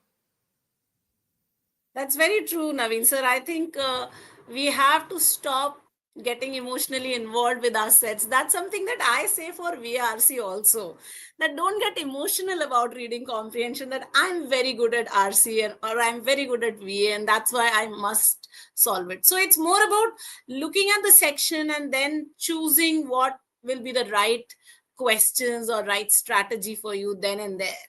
And that I think is one of the most important takeaways for any student who's preparing. Whether you're attending a class or RT99 or any of these wonderful sessions that we are having, what some CAT aspirant must understand is that they must be able to choose the right questions. And in that, I think our faculty are able to absolutely guide us head on. Absolutely. आपका session मैं वही देख रही थी, कितना insightful था. क्या choose करो आपने. At the outset you said we will take 40 minutes, and so everybody is in that frame of mind that okay, it is only 40 minutes that we are going to be thinking about and we'll take it in that way. So it was so cat oriented कि 40 minutes में करना है और कैसे करना है. That was very very important. So thank you, Naveen sir. I think we are going to be thank you everyone. Thank you Injamul, everyone. We are now going to be starting off with the final session of the day, which is going to be VRC, my favorite session, my favorite section, the one that I teach. And today, for this session, for guiding us through this complicated yet easy session, we've got Siddharth sir with us. All of you go get some water. We are ready. Siddharth is here. We are going to be starting off the session in just a second. Welcome, Siddharth sir. How are you doing? Hi, Abhilasha ma'am. Great.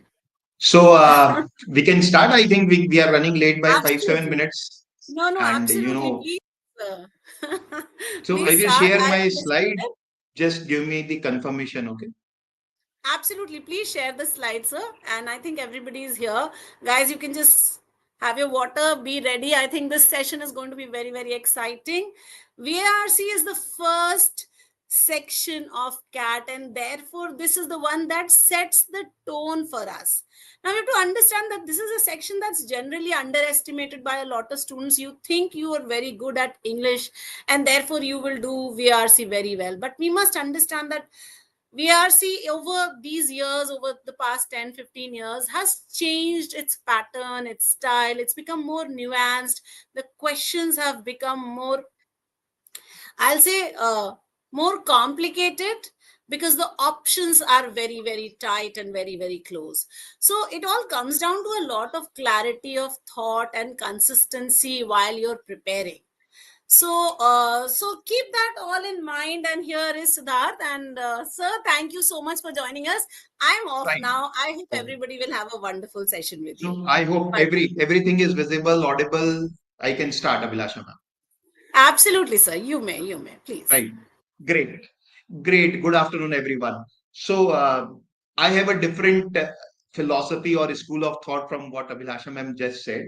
She must have been good in English right from the childhood, and that's why she's saying that most of the students feel that this is easy.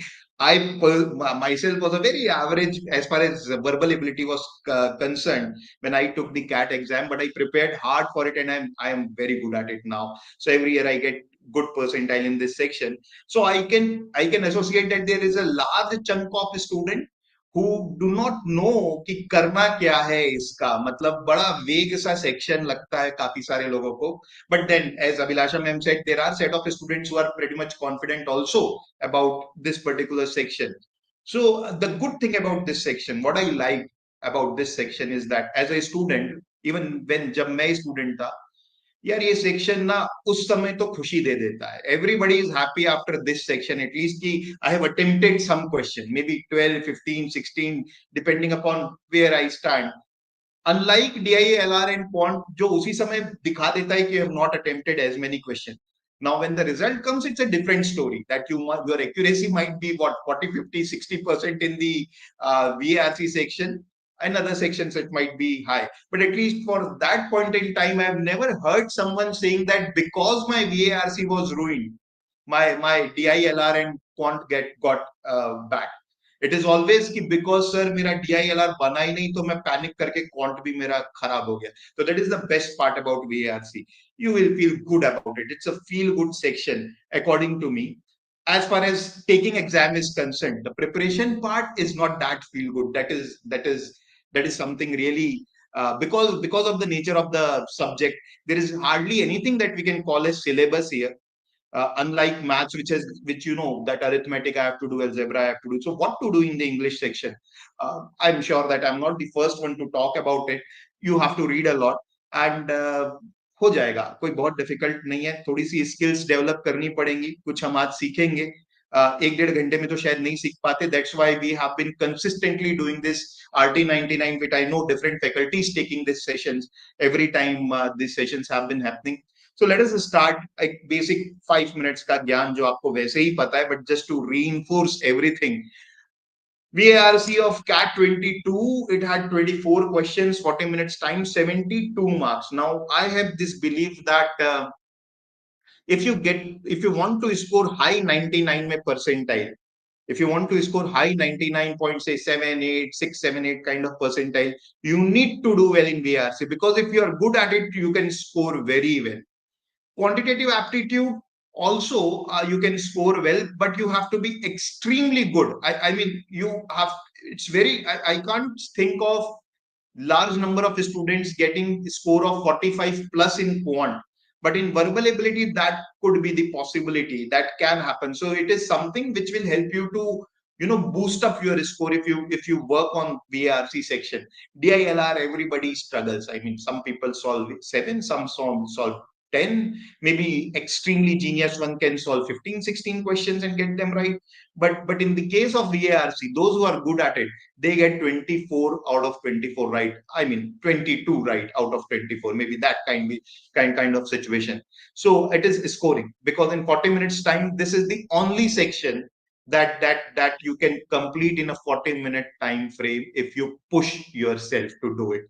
Of course, this will require some skill building, but the point is, can I complete entire 20 questions of DILR in 40 minutes? Debatable, very मुश्किल, बहुत impossible सा लगता है. Quantitative ability 22 questions in 40 minutes मुश्किल लगता है, but VARC easily हो सकता है अगर हम push करें. So remember that point. So this is a score versus percentile of the various years. I'm sure that you must have seen this table multiple times, but the key thing to note is almost if you get around 45 ka score in the VARC section, you are almost touching 99.5. So 45 score is a safe score to get around 99.5. For 99, it usually hovers around 40, depending upon, of course, the difficulty level. So 40 ka score is safe for 99. 95, you can get around 30 marks. So big difference in that. 10 marks ka difference in 99 to 95 percentile ka range. Okay. If you look at the last few years pattern, so CAT has been consistent as far as the reading comprehension is concerned. So if you see, there are 16 questions from the last 4 years. They have fixed this 4 passages, 16 questions. Para summary has always been part of CAT, and this is something which I feel is easy. And I definitely suggest to these students that if you can work on para summary, and you can perhaps get, if there are 3 questions, you can get 2 right. This is the easier part. You should aim to do that, right? So this is easy. If you practice 50-60 questions of para summary, there are not many variations in terms of elimination. Elimination works like butter in para summary. So this is something that you should focus upon. Para completion has been introduced 3 years back, and this, I will say, is not very easy, maybe moderate to difficult level. So if there are 3 questions and if you can get maybe 2 right, then it is very good, right? So you need to select maybe which questions you want to attempt herein. Para jumbles have always been difficult. So thankfully last year there was no para jumble, but this is difficult.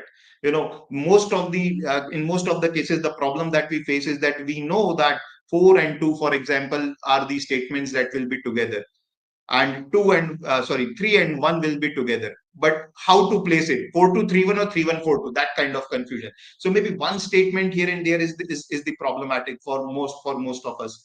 Odd one out, I will again say, is moderate to difficult, and you can perhaps aim to get 1 question right if there are 2. So out of 8 questions of VARC, I think that getting 4 to 5 is what you should aim for. That is what your aim should be. And out of 16 questions of reading comprehensions, if you can get 10 right, of course, I'm assuming that you're attempting all the questions. Then you can, if you get 10 right and 6 wrong, this is a score of 24 in RC.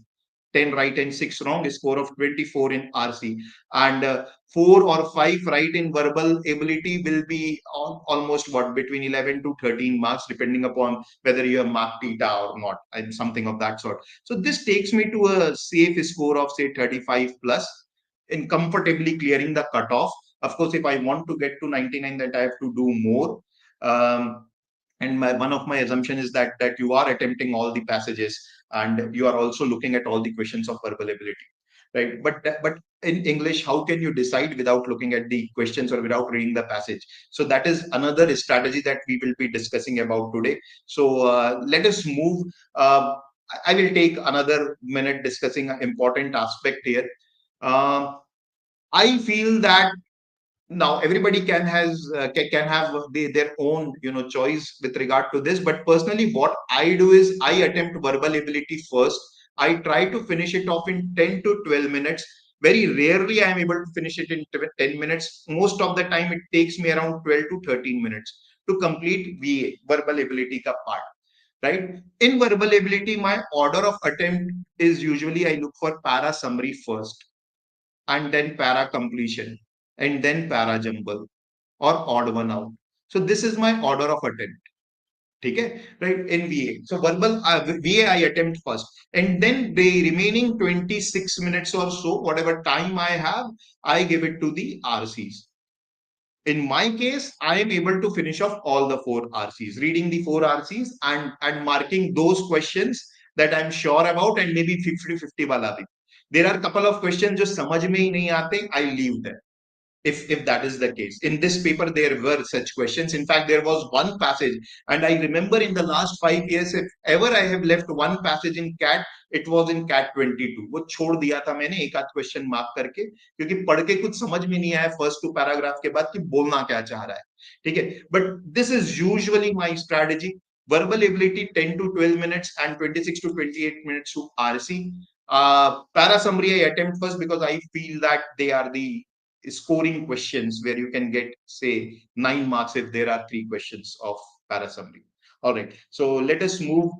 This is CAT 24, guys. So once again, the same table, if you can see, we have already seen this, that the score of 45 gave you 99.5. So next 16 questions, if you get right, you would have got 99.5. But to get 16 questions right, you have to attempt at least, even if your accuracy is very high, you have to attempt 18 questions. So I suggest that maybe 20 to 22 attempt, 20 से 22 का attempt with 80% accuracy can get you a good high 99 में percentile. That is what you can look for.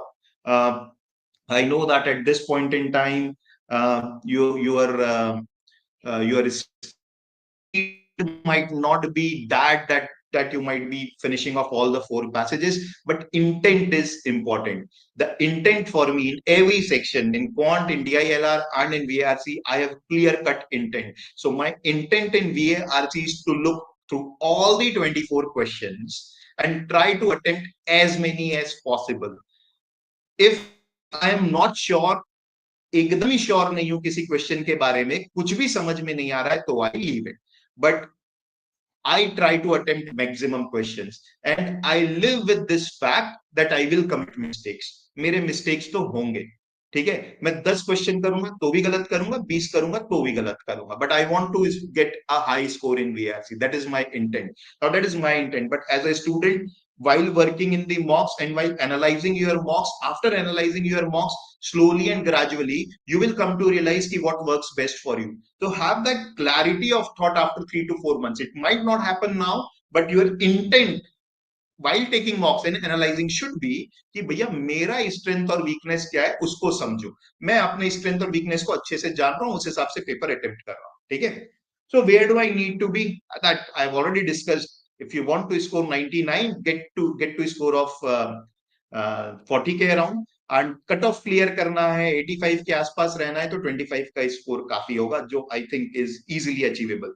So yeah, so 85 percentile in this paper was around 20 marks. 90 percentile is around 29 marks, right? So look for it कि कहाँ हमें पहुंचना है, कहाँ पर हम अभी हैं. So this is the analysis of Slot-1, right? So there were 4 passages, and if you see, passage number 3 looks to be the easier one, and the verbal part was challenging. In fact, if you look at the 3 red ones, they are all parajumbles. So no wonder in parajumble accuracy will suffer. The only good part about parajumble is that there is no negative mark, right? But remember that solving parajumble question won't, I mean, you can't solve it in a minute's time. It will take 2 minutes time at least, the parajumble questions, right? So you have to decide when to attempt, if you have to attempt it. But definitely there were a couple of easy questions in verbal. And if you look at the RC, there is what, 1 question very easy, 1, 3, 5, 7 easy questions, and 2 easy questions in verbal, 2 easy in verbal. So there were 9 easy questions. Now it is easy for us to analyze it in this manner because we have data. I am doing the analysis in the hindsight. Actual exam में ऐसे थोड़ी ना मुझे पता होता है कि ये easy है, यहाँ जाके कर लेता हूँ. Actual exam में तो खेल ये होता है that I read the passages, I try to read all the 4 passages, and then I go and solve the questions, right? And while solving the questions, we have to decide कि बनाओ या छोड़ो. So that thing is very important. Now there are couple of strategies that you can think of कि क्या करना है. Now let me tell you the common problem that students face and what I usually do.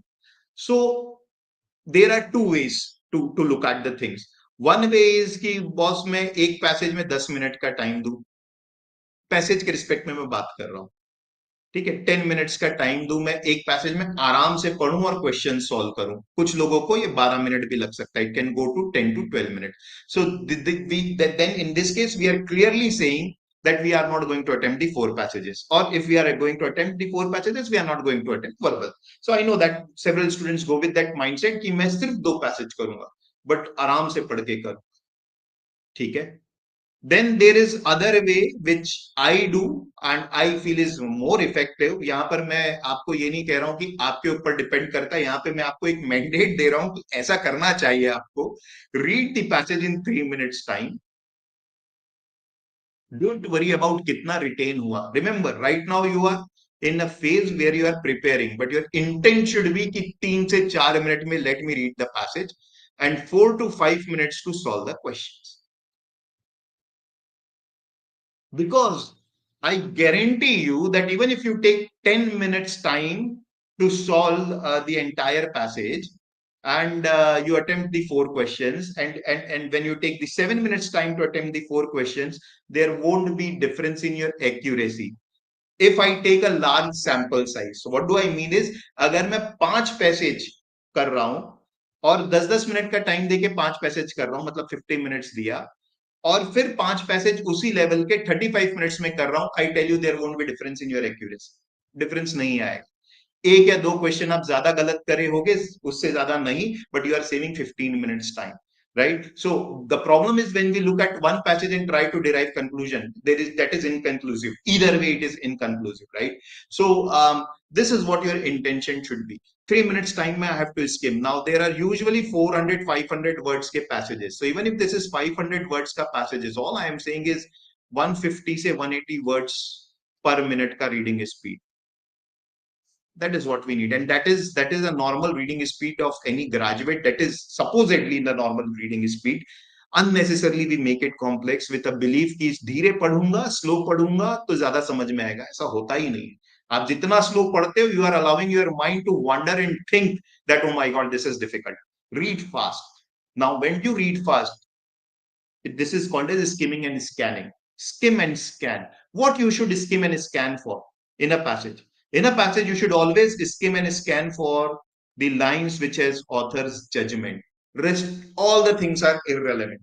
So your entire skill in English, you should focus on कि boss मैं factual lines और judgmental lines को differentiate कर पा रहा हूँ क्या? क्या मैं ये डिफरेंशिएट कर पा रहा हूं कि okay this line what role this particular statement is playing, this is simply the context that author is building. Okay, or this is simply an evidence to support his point. Our objective is to identify that point कि why has he written that passage, which is usually the lines of the judgment in the passage. Author अपना जो judgment देता है ना, वो उस judgment को बताने के लिए पूरी चीज लिखता है. ठीक है, तो अगर मैं उसको आइडेंटिफाई कर लूं तो मेरा काम थोड़ा सा आसान हो जाता है. आपको वो स्किल डेवलप करनी चाहिए. तो for example, just telling you that there are few keywords that might help you, not always but many times. Words like but, yet, although, consequently, nevertheless, ये जो सारे वर्ड्स हैं, they in a way tell you that what follows them are the information is important. वहां थोड़ा सा आराम से रुक सकते हो. ठीक है, जहां जहां पर नए एलिमेंट पैसेज में रुक सकते हो, जहां पर तुम्हें समझ में आ गया कि यार ये पैसेज में ये वाला जो स्टेटमेंट है, this is simply supporting what author is trying to say, read fast. तो skimming and scanning is that strategy. Solve VARC like you solve QA. QA you don't apply the external knowledge. Here also don't apply the external knowledge. जो question में दिया है, जो passage में दिया है, उतना समझ करके क्वेश्चन सॉल्व करो. हमारा पर्पस यहाँ पर आंसर सही करना है, पैसेज समझ में आए या ना आए. जुगाड़ लगाते हो वहां पर, यहाँ पर भी लगाओ. ठीक है. Look at all the questions, do not attempt all. This I have already said. Without looking at the question and without reading the passage, you can't know. You will never come to know कि easy है कि difficult है. And elimination is the key. This is another skill that you have to build, how to eliminate the options. So in short, if I have to summarize what I have told in last 3-4 minutes in 30 seconds time, if I have to if I have to reiterate, focus on building 2 skills: how to read a passage, how to identify the important lines in the passage, that is skimming. And the second skill is how to eliminate the options, right? So for eliminating the options, this is what we will suggest. Use the beast mode. What do we mean by beast mode? Eliminate all the options which have one of these elements, B or E or A or S or T. Eliminate such options. So broad options that are too general or not too specific enough to answer the question, eliminate them, right? So too general, too narrow, or vague, these options won't be the answer. इसको मैं simple way में समझाता हूं. अगर आपको लगता है कि आपकी इंग्लिश ठीक ठाक है ना, और रीडिंग कॉम्प्रिहेंशन ठीक ठाक है, आपने एक ऑप्शन पढ़ा and after reading the option you are not able to get the meaning of that option, ये बोलना क्या चाह रहा है भैया, उसको छोड़ दे, क्योंकि you know that your English is above average. If you are not able to understand, then there is some problem in that language. Vague है, ठीक है. Extreme options, the easiest one to identify, the options which are very absolute in nature, using words like always, never, all, unlikely है कि ये true होगा. देखो सही answer ना वो होता है which is best defendable, always. The right answer is the one which is best defendable. I can't say that in case of quant, but in the English, this is the logic, right? So there are 4 options and each option presents some element of doubt in my mind. So which to mark? Mark the one which you can best defend. What you can best defend? The answers which are more balanced in nature and which are in line with the message that passage is trying to pass, they are the most defendable one. उसको mark करना है. Balanced language, passage के message के हिसाब से जा रहा हो. ठीक है? Alien options are the ones which introduce new concepts, unrelated concepts, or simply the things that are not mentioned in the passage. Sidetrack options are the ones wherein the information provided is true as per the passage, but it is not answering the question. So question is asking me the main idea or the main purpose of writing the passage. So option number A is true. It is something that is given in the passage, but it is not the main purpose. So won't be the answer. Last is the tone mismatch. So this is something which is inconsistent with the type of tone or the language or the attitude that author of the passage has used in the passage. Right. So now let us get back to the get to the business end of this session as far as the VARC is concerned. So next 40-45 minutes, we will see how to attempt this and how to decide what to leave, such kind of things. So maybe, so this was your passage number 1. Okay, so I'm sure that you all have already taken the test and can't give you that time, that luxury of read the passage and then we will discuss. So, but I will show you how I decide whether to read the passage or not. So I will read it that way. I won't read the entire passage right now, but just how I begin reading, that is the part. Focus on that. So Stoicism was founded in 300 BC by Greek philosopher Zeno and survived into Roman era until about AD 300. According to the Stoics, emotion consists of 2 movements. The first movement is the immediate feeling and the other reaction that occur when a stimulus or event occurs. For instance, I will read fast now. For instance is an example of the first movement. So this is something that I can read fast. Now question can come from this area. I'm not saying that question will not come. Question can come. But at least I know that, okay, this is an example of the first movement. And the first movement is the immediate reaction that you do to something. So I can read it fast. I'm waiting for what is the second movement. I will read fast till I arrive at the second movement, because the way author has written, he has said that there are 2 movements. This is the first movement. I have read what first movement is. I'm looking for what is the second movement. This is the second movement. So here I will slow down. The second movement is what the one does about the emotion. Now it is clear. पहला तो immediate reaction है, और उसके बाद उस reaction के बाद long term में या थोड़ा सा टाइम लेके हम क्या करते हैं, समथिंग ऑफ दैट सॉर्ट. तो सेकंड मूवमेंट को एक्सप्लेन किया. Then again he has given example. I can read it fast. I can read it fast. I am not using the word that skip it. I am saying read fast, read slow, read fast, read slow, skimming. Okay. Then next paragraph I come. The Stoics believe that to live the good life and to be a good person, we need to free ourselves of nearly all desires, such as too much desire for money, power, or sexual gratification. So again, what Stoics believe, that has been given. Now, till this point, I would have decided that whether I should go ahead and read the passage or not. I am definitely going to read the passage. Why? Because I have understood the first paragraph. If I have understood the first paragraph, chances are very high कि भैया मेरे को समझ तो आ गया ये क्या बात कर रहा है, तो मुझे पढ़ लेना चाहिए.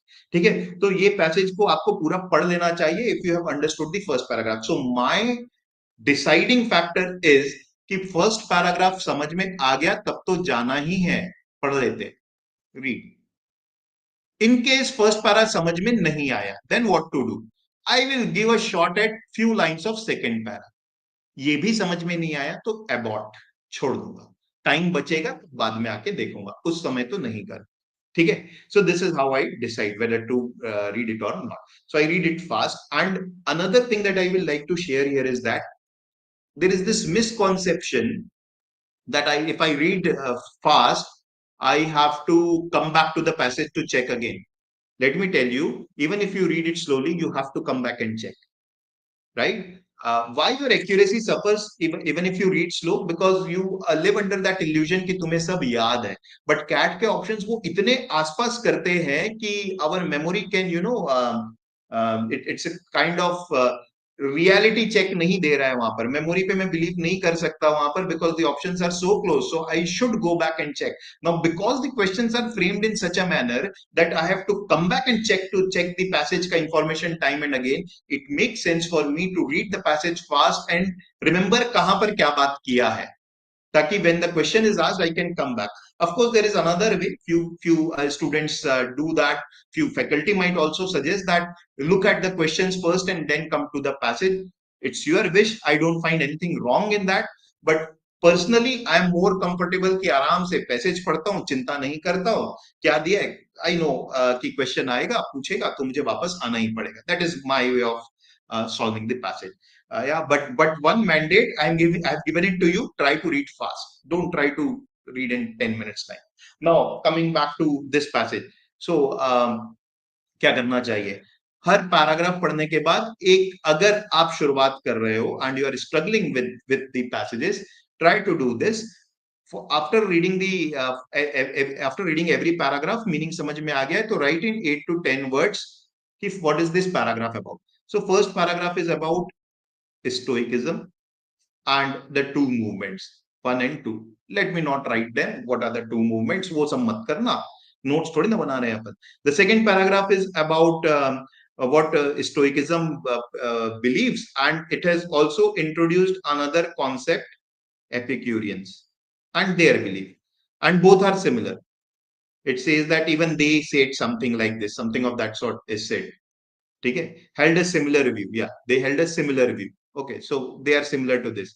The most important line of this entire passage comes here.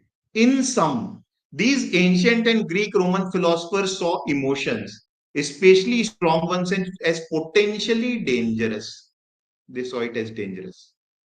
So this is important, right? Emotions are dangerous as per these two philosophies. And the last paragraph discusses the influence of Stoic on various religions. So that is what the summary of the entire passage is. So if you want to write after reading, write it. Otherwise, if you can remember, good. Now let us look at the question. Look at the first question. Attempt 75%, accuracy 68%. Easy question.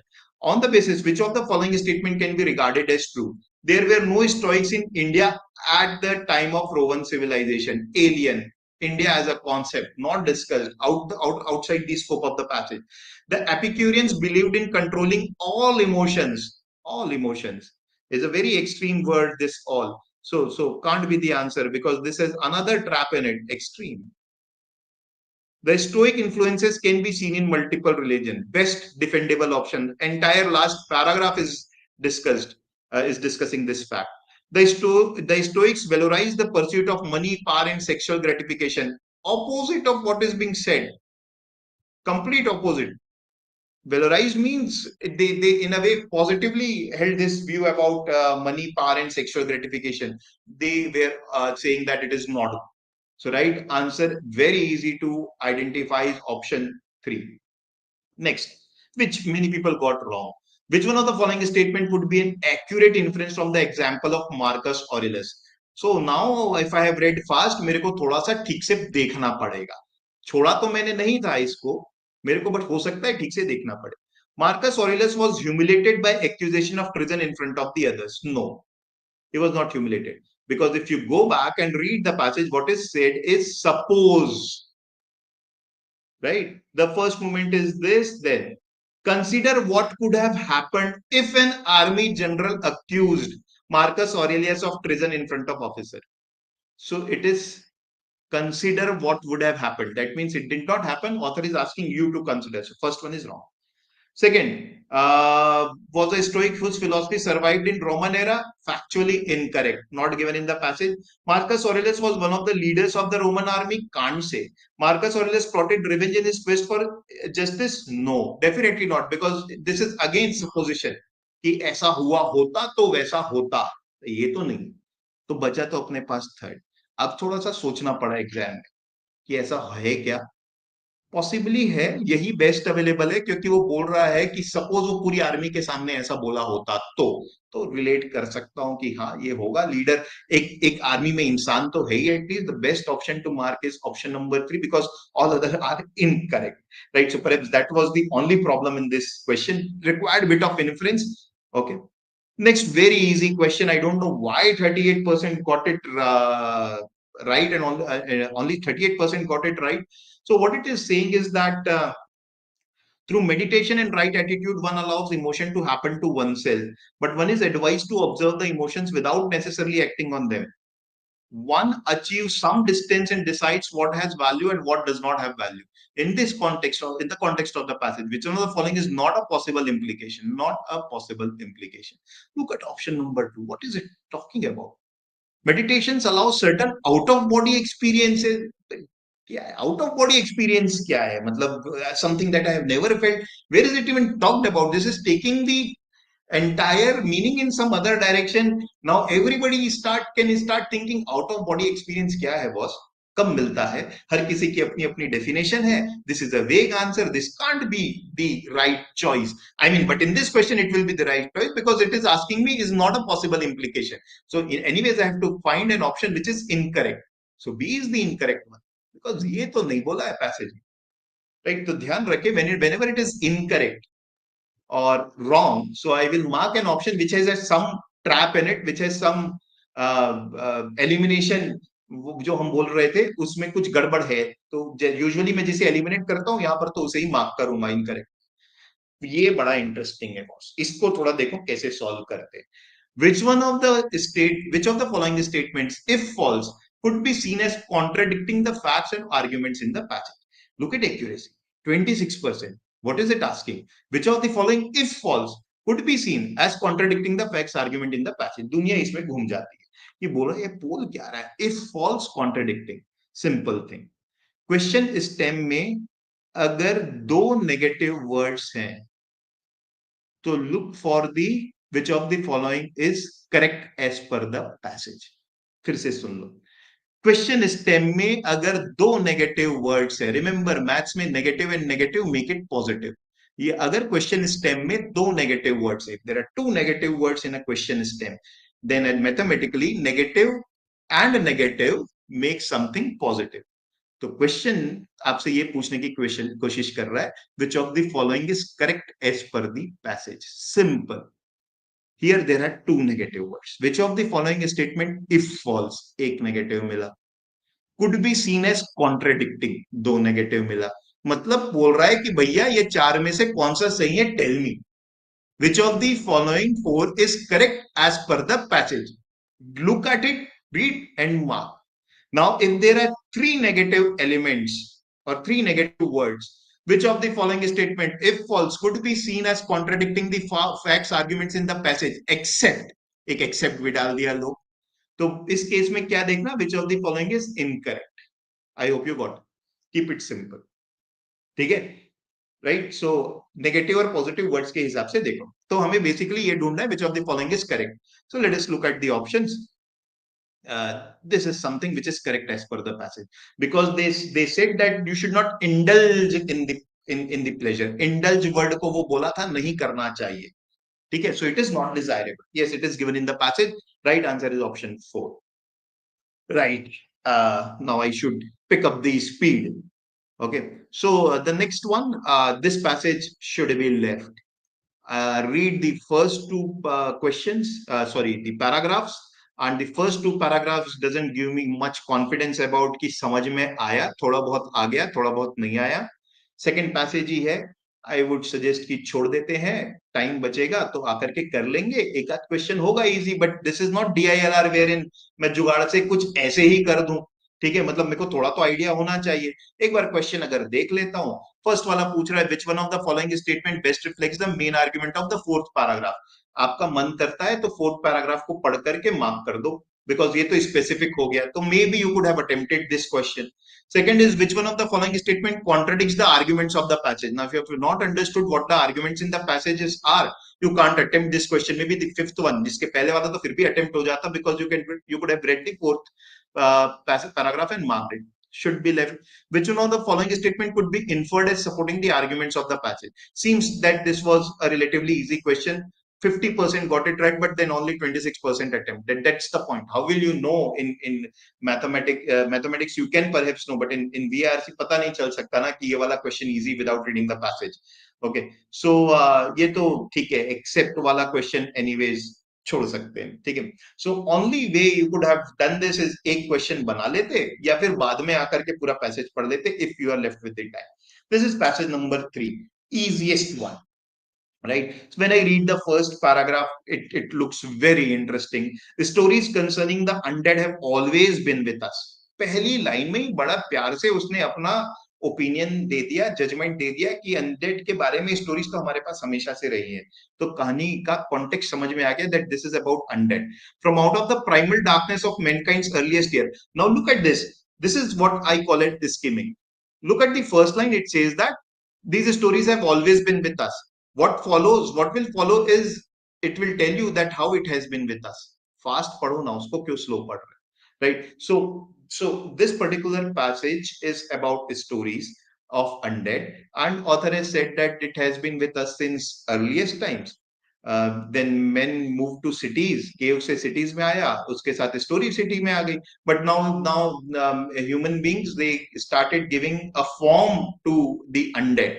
Right, so undead is something जो मरा भी नहीं है और जिंदा भी नहीं है, something between that, right? So now they started giving the form to it, and the passage in entire is discussing that how it has changed with the time. So very easy passage. Look at this question. 90% of the students got this right. Which one of the following statement best describes what the passage is about? The passage describes the failure of human being to fully comprehend their environment. Completely irrelevant, incomplete.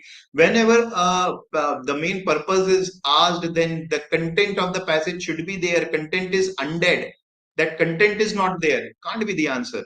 The writers describe the way in which the undead come to be associated with shamans and the practice of magic. Maybe that trap that we talked about, side track. True, the passage has talked about it, but this is not the purpose of writing the passage, right? The writer discusses the transition from primitive thinking to the age of enlightenment. Again, the same problem. This doesn't have the content of the passage at all. Where is undead here? The passage discusses the evolution theories of undead from primitive thinking to age of enlightenment. True. Fourth is the right answer. In order to confirm their abnormal status, many of the undead were often accorded attributes which defied the natural order of things. Which one of the following best expresses the claim made in the statement? According to the undead, an abnormal status is to reject the natural order of things. समझ में नहीं आया, छोड़ो. समझ में नहीं आया, हटा दो. Human beings conceptualize the undead as possessing abnormal features. यही तो बोल रहा है. In order to confirm their abnormal status, many of the undead were often accorded attributes which defied natural order of things. तो हम उन्हें ऐसे attributes देने लग गए. That is what it is talking about. Third one, the natural attributes of undead are rendered abnormal by changing their status. What is this changing their status? Not discussed in the passage. ना alien status change कर दिया. ठीक है. This is simply playing with the words. यहाँ पर status दिया था, तो यहाँ पर एक option में status डाल दिया. Some students simply mark that, but this idea is not discussed. The undead are deified in nature's order by giving them divine attributes. Again, some is not discussed that they have been given this attribute. So right answer is option number 2. All of the following could as being in accordance with the passage except must. अभी तो सीखा हमने. 2 एक mark करना है जो negative मतलब positive, जो पैसे के हिसाब से ट्रू है. तो all I am looking for is something which is true as per the passage. And this is the problem with this question, why accuracy goes down to 46, right? For some mark this, the relationship between shamans and the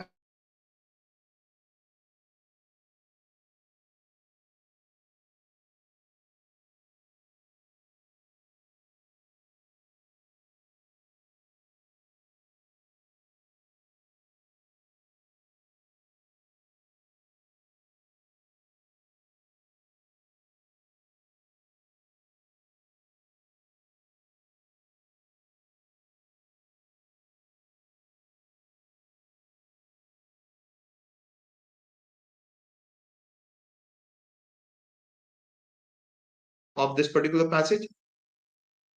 Which one of the following observation is valid conclusion to draw from the statement from out of the primal darkness of mankind's earliest years come whispers of eerie creatures not quite alive yet not quite dead either? Very easy question. What can you conclude? Which of the following is a valid conclusion? So I think you can easily read the options and eliminate the options here. Mankind's primal ears were marked by creatures alive with eerie speech, whispers, but seen only in the darkness. This mentioned that they were seen in darkness, right? So not given in the passage, right? So easy question. I think the right answer is option number 3. Now, mankind's early years were marked by belief in existence that were neither quite alive nor dead. The main idea of the passage itself.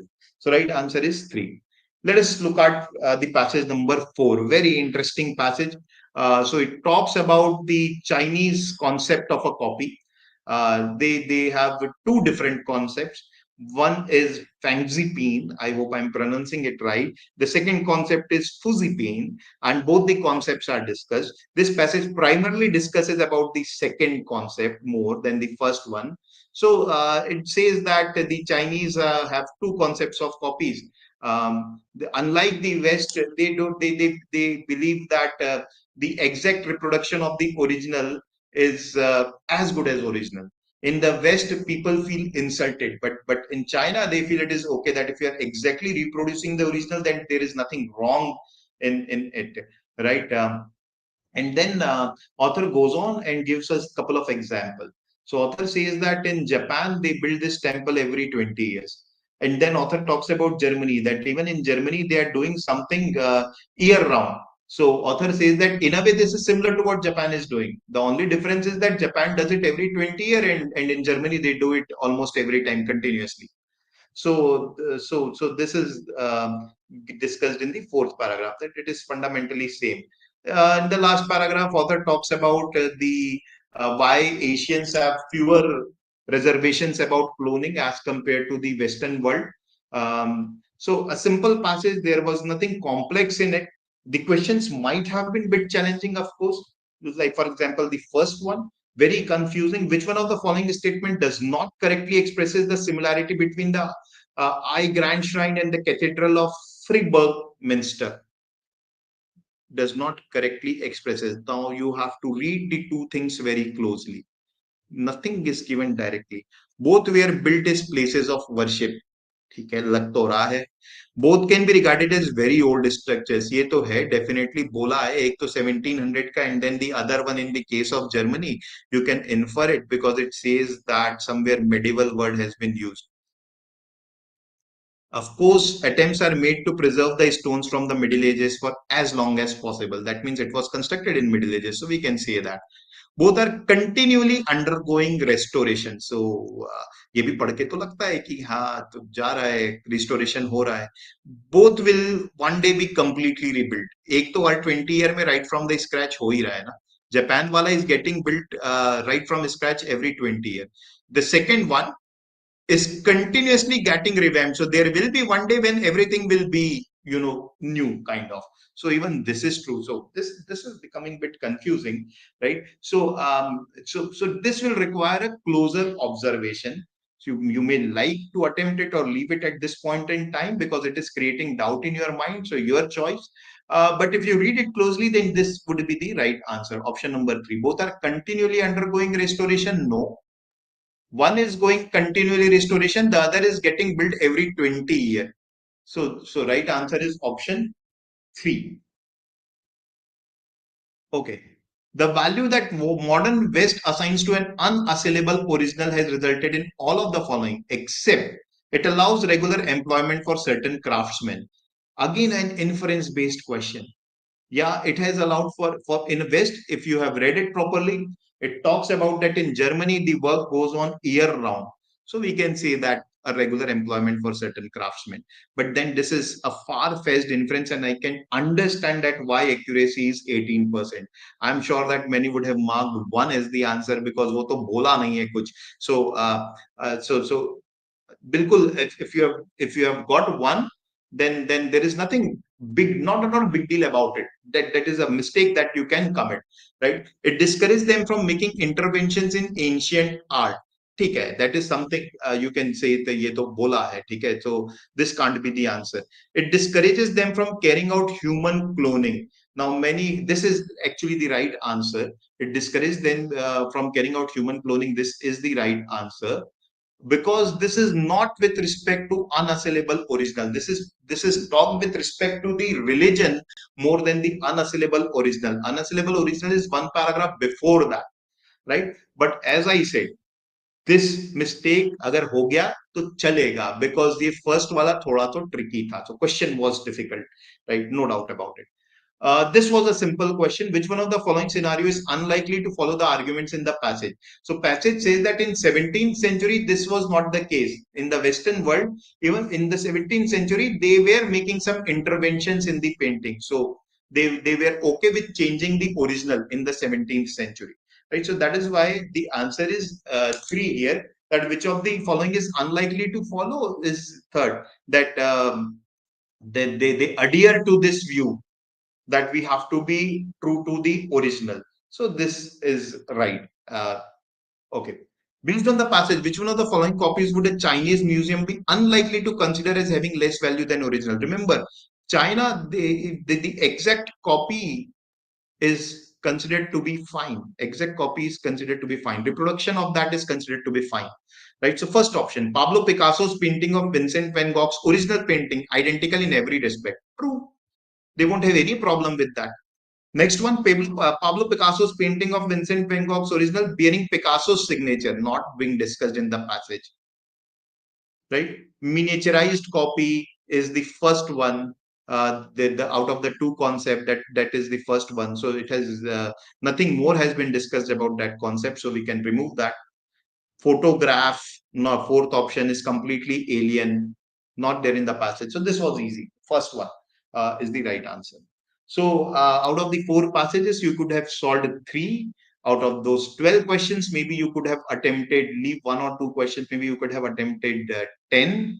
And you could have got 7 right at least here. That is what I believe. Let us look at the para jumble. So this was difficult.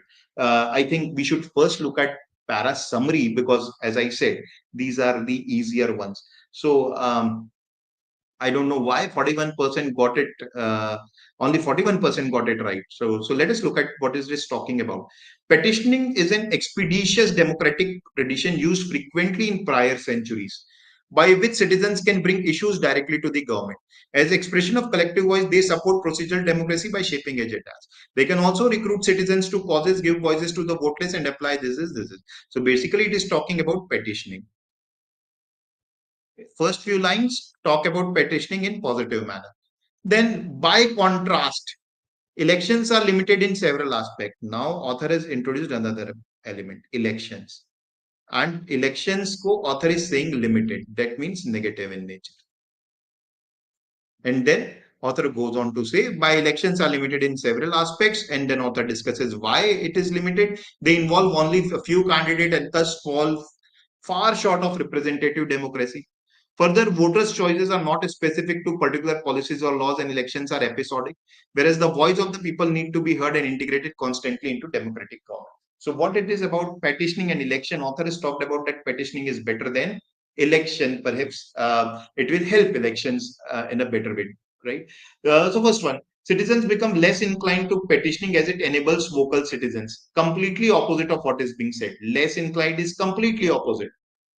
Author has talked about petitioning in a positive fashion. So don't mark that option which brings petitioning in a negative, talks about petitioning in a negative manner.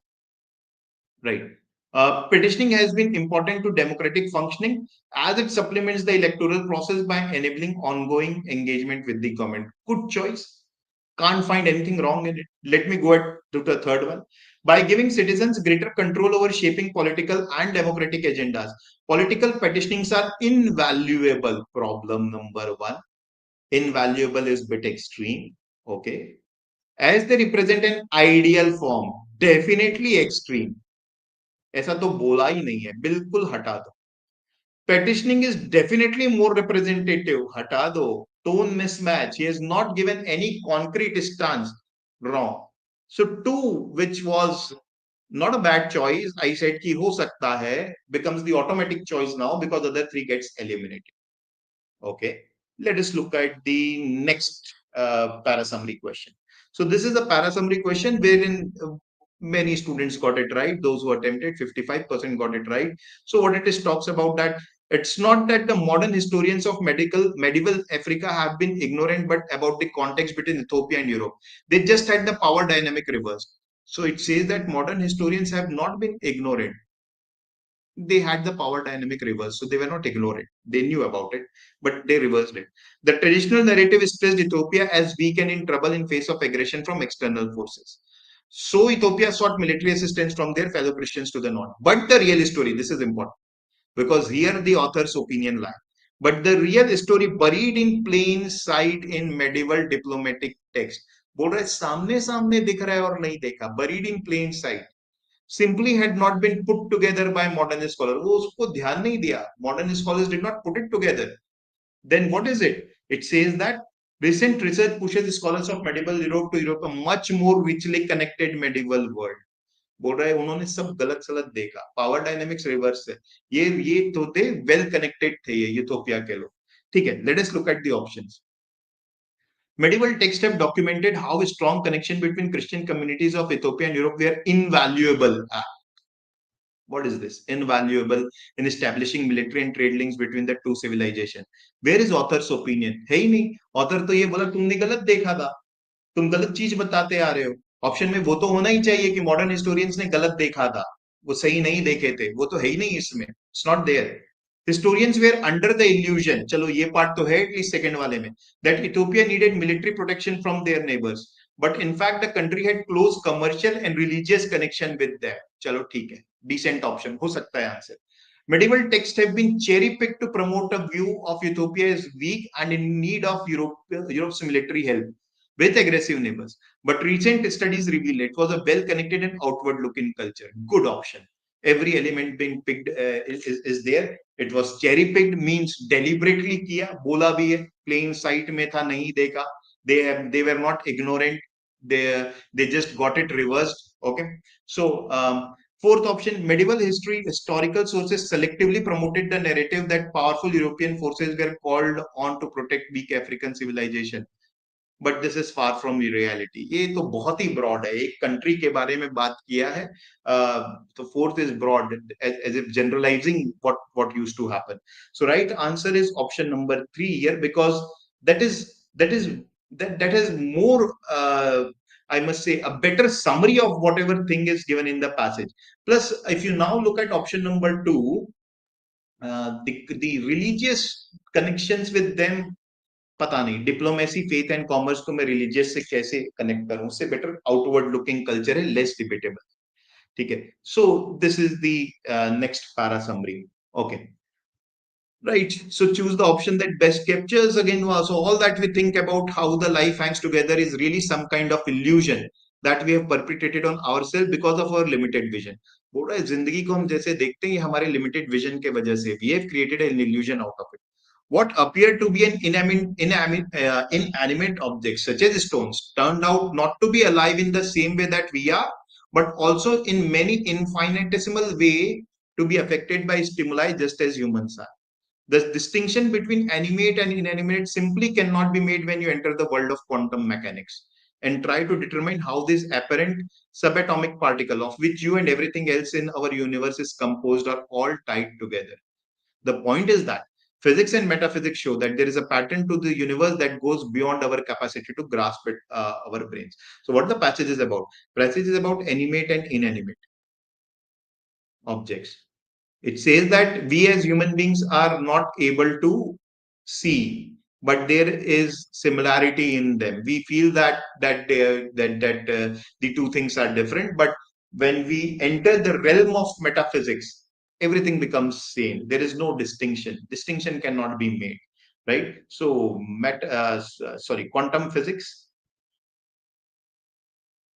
in the realm of quantum physics, everything becomes same. These two things are same. For human beings, there might be the difference. So what is it? What are the options? First option, Quantum physics indicates that an astigmatic view of reality results in erroneous assumptions about the universe. Stigmatic, short-sighted view, not discussed in the passage. Erroneous assumption. Author is not called that your assumption is erroneous. Author has simply said that we perceive it that way, but that might not be real in the quantum world. The inanimate world is both sentient and cognizant, like its animate counterpart. Where is the content here of quantum physics? That is important. The effect of stimuli is similar in an inanimate object when compared to animate objects or living beings. Again, true, but not the summary. I won't say it's a summary, it's something that is given in the passage. True है, but मैं तो content भी देखना है. Summary में content देखना जरूरी है. What the passage is about. Passage is about quantum physics and metaphysics. वो तो होना ही चाहिए. That is why the right answer is option number 4. Right. So we will now see. Chalo, let us see the para completion. Right. So let us solve this question. Having made citizens more or less knowledgeable than their predecessor, the internet has proved to be both a blessing and a curse. बोला internet ना दोनों अच्छा भी है बुरा भी. Simple बात है. ऐसी चीज के या तो शुरुआत में आएगी या फिर एंड में आएगी, है ना. Because what it is saying is that ये अच्छा भी है बुरा भी है. आप खुद सोचो. So whenever you are saying ये अच्छा भी है बुरा भी, या तो यू विल नाउ इलस्ट्रेट क्या अच्छा है क्या बुरा है, या it will come as a concluding line that I have discussed the good and the bad. Now let me say that it is blessing and a curse, something of that sort, a generalized statement on the internet. Now if you read the passage, never before has population, nearly all of whom has enjoyed at least a secondary school education, been exposed to so much information. बोल रहा है कि never before there are the people who have at least been educated to a secondary school level, they have been exposed to so much information. Basically, everyone has information. That is what he's trying to say. And this information can be through newspaper, magazine, or internet. Then dash. Does this line fit here?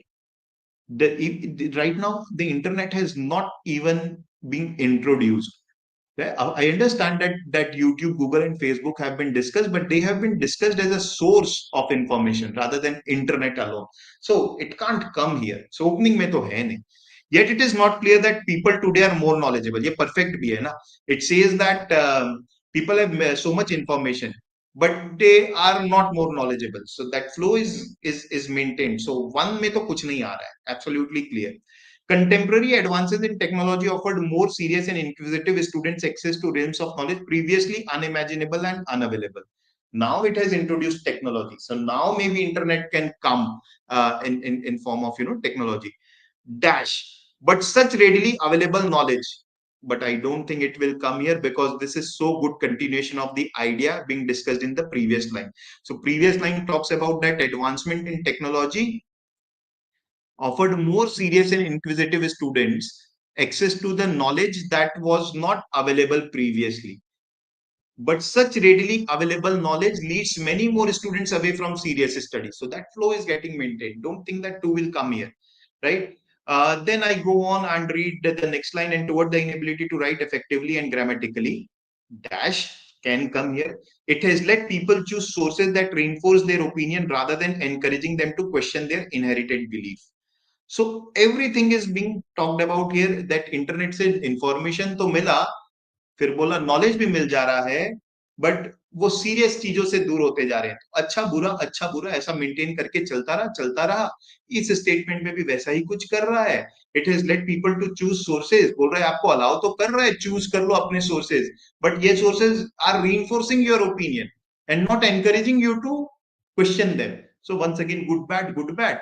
So this will come, the given statement will come in the option number 4, blank number 4, because this talks about good bad and then says कि दोनों है, blessing भी है, curse भी है, ये internet जो है, ठीक है. So this is 23. Now this was a difficult parajumble का question, छोड़ देना चाहिए था, of course पढ़ करके ही छोड़ पाते. Let me solve the easy parajumble का if there is show to you. This is also difficult. All three parajumbles are difficult. So let me solve this one. Okay. The first one. Let us see how we can solve this question. Fish skin collagen has excellent thermostability and tensile strength, making it ideal for use as a bandage that adheres to the skin and adjusts to the body movement. Now, how to solve parajumble questions? Of course, we can look for the opening statement. So one looks कि open तो कर सकता है. One can be an introductory statement. हो सकता है. ठीक है. Fish skin collagen has excellent thermostability. एक neutral सा statement है एक particular topic के बारे में. Could be a good opening. Collagen, one of the main structural protein in connective tissues in the human body, is well known for promoting skin regeneration. बोल रहे जो ये collagen है, this is well known for promoting skin generation. Now, when I read 2, I should understand that यार 1 से पहले तो 2 आना चाहिए because 2 is introducing collagen. ऐसा बोल रहा है ना, it is one of the main structural proteins.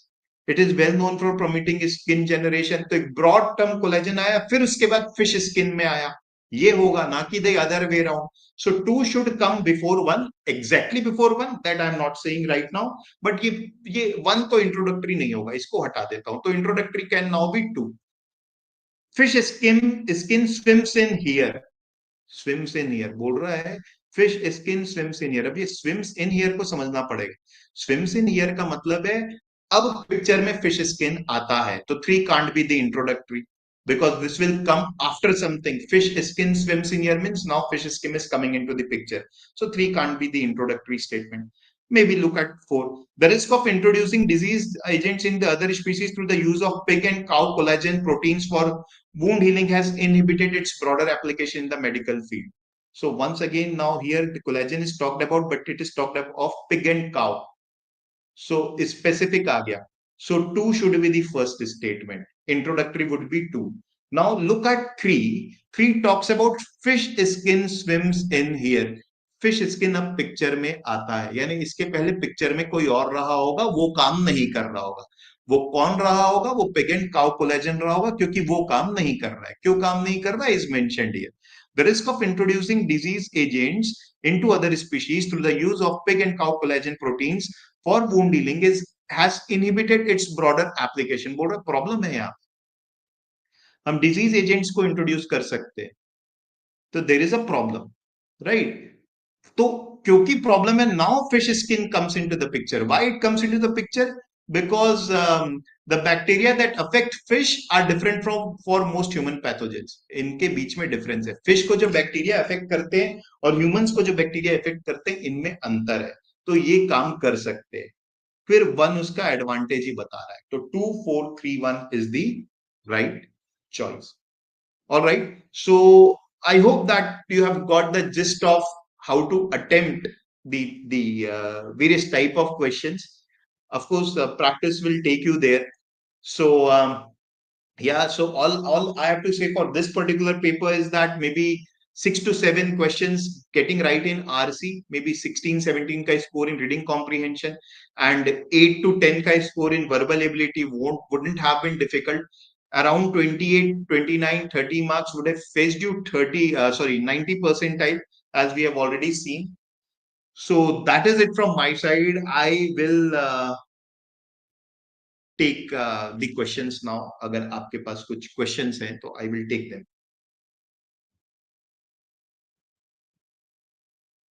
Yeah.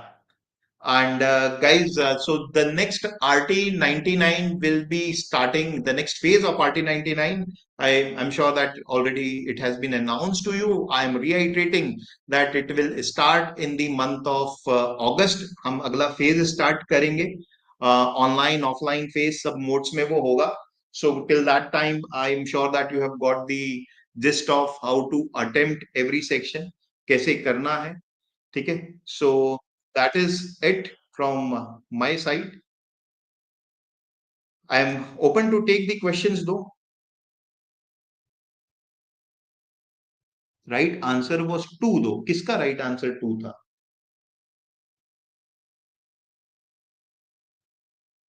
Advice on prepping for VARC.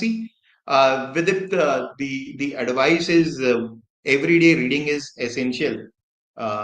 And I know that this Aeon is too much hyped. यार उतना difficult पढ़ने की जरूरत नहीं है. maybe later on you can do that. Start with simple things. Start with newspaper editorials.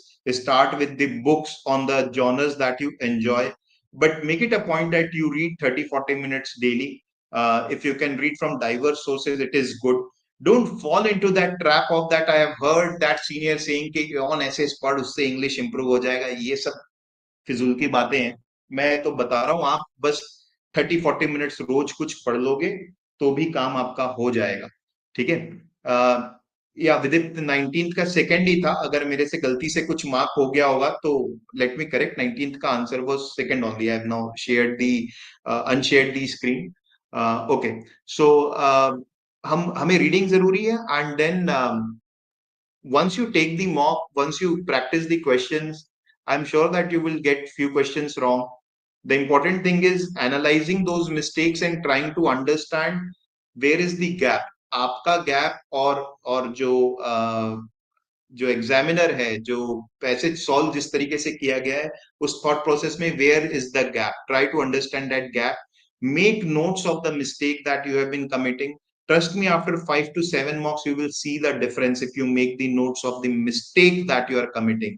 इस question में मैंने ये सोचा था बट निकला ये answer. Make note of that. That's going to help you.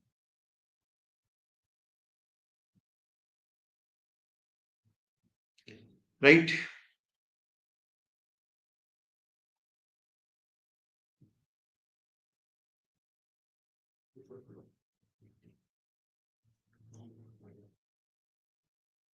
Okay, guys, then.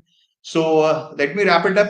And I hope that you enjoyed all the 3 sessions. And once again, I will like to suggest to you that if you have not subscribed to our channel, please do subscribe. Every day, a lot of activities. The team is working very hard for you all to bring a lot of relevant videos, the content. So subscribe to the channel. And look ahead to meet you again in the next phase of RT99, which will happen in the month of August. We will start that phase in the month of August. Thank you so much.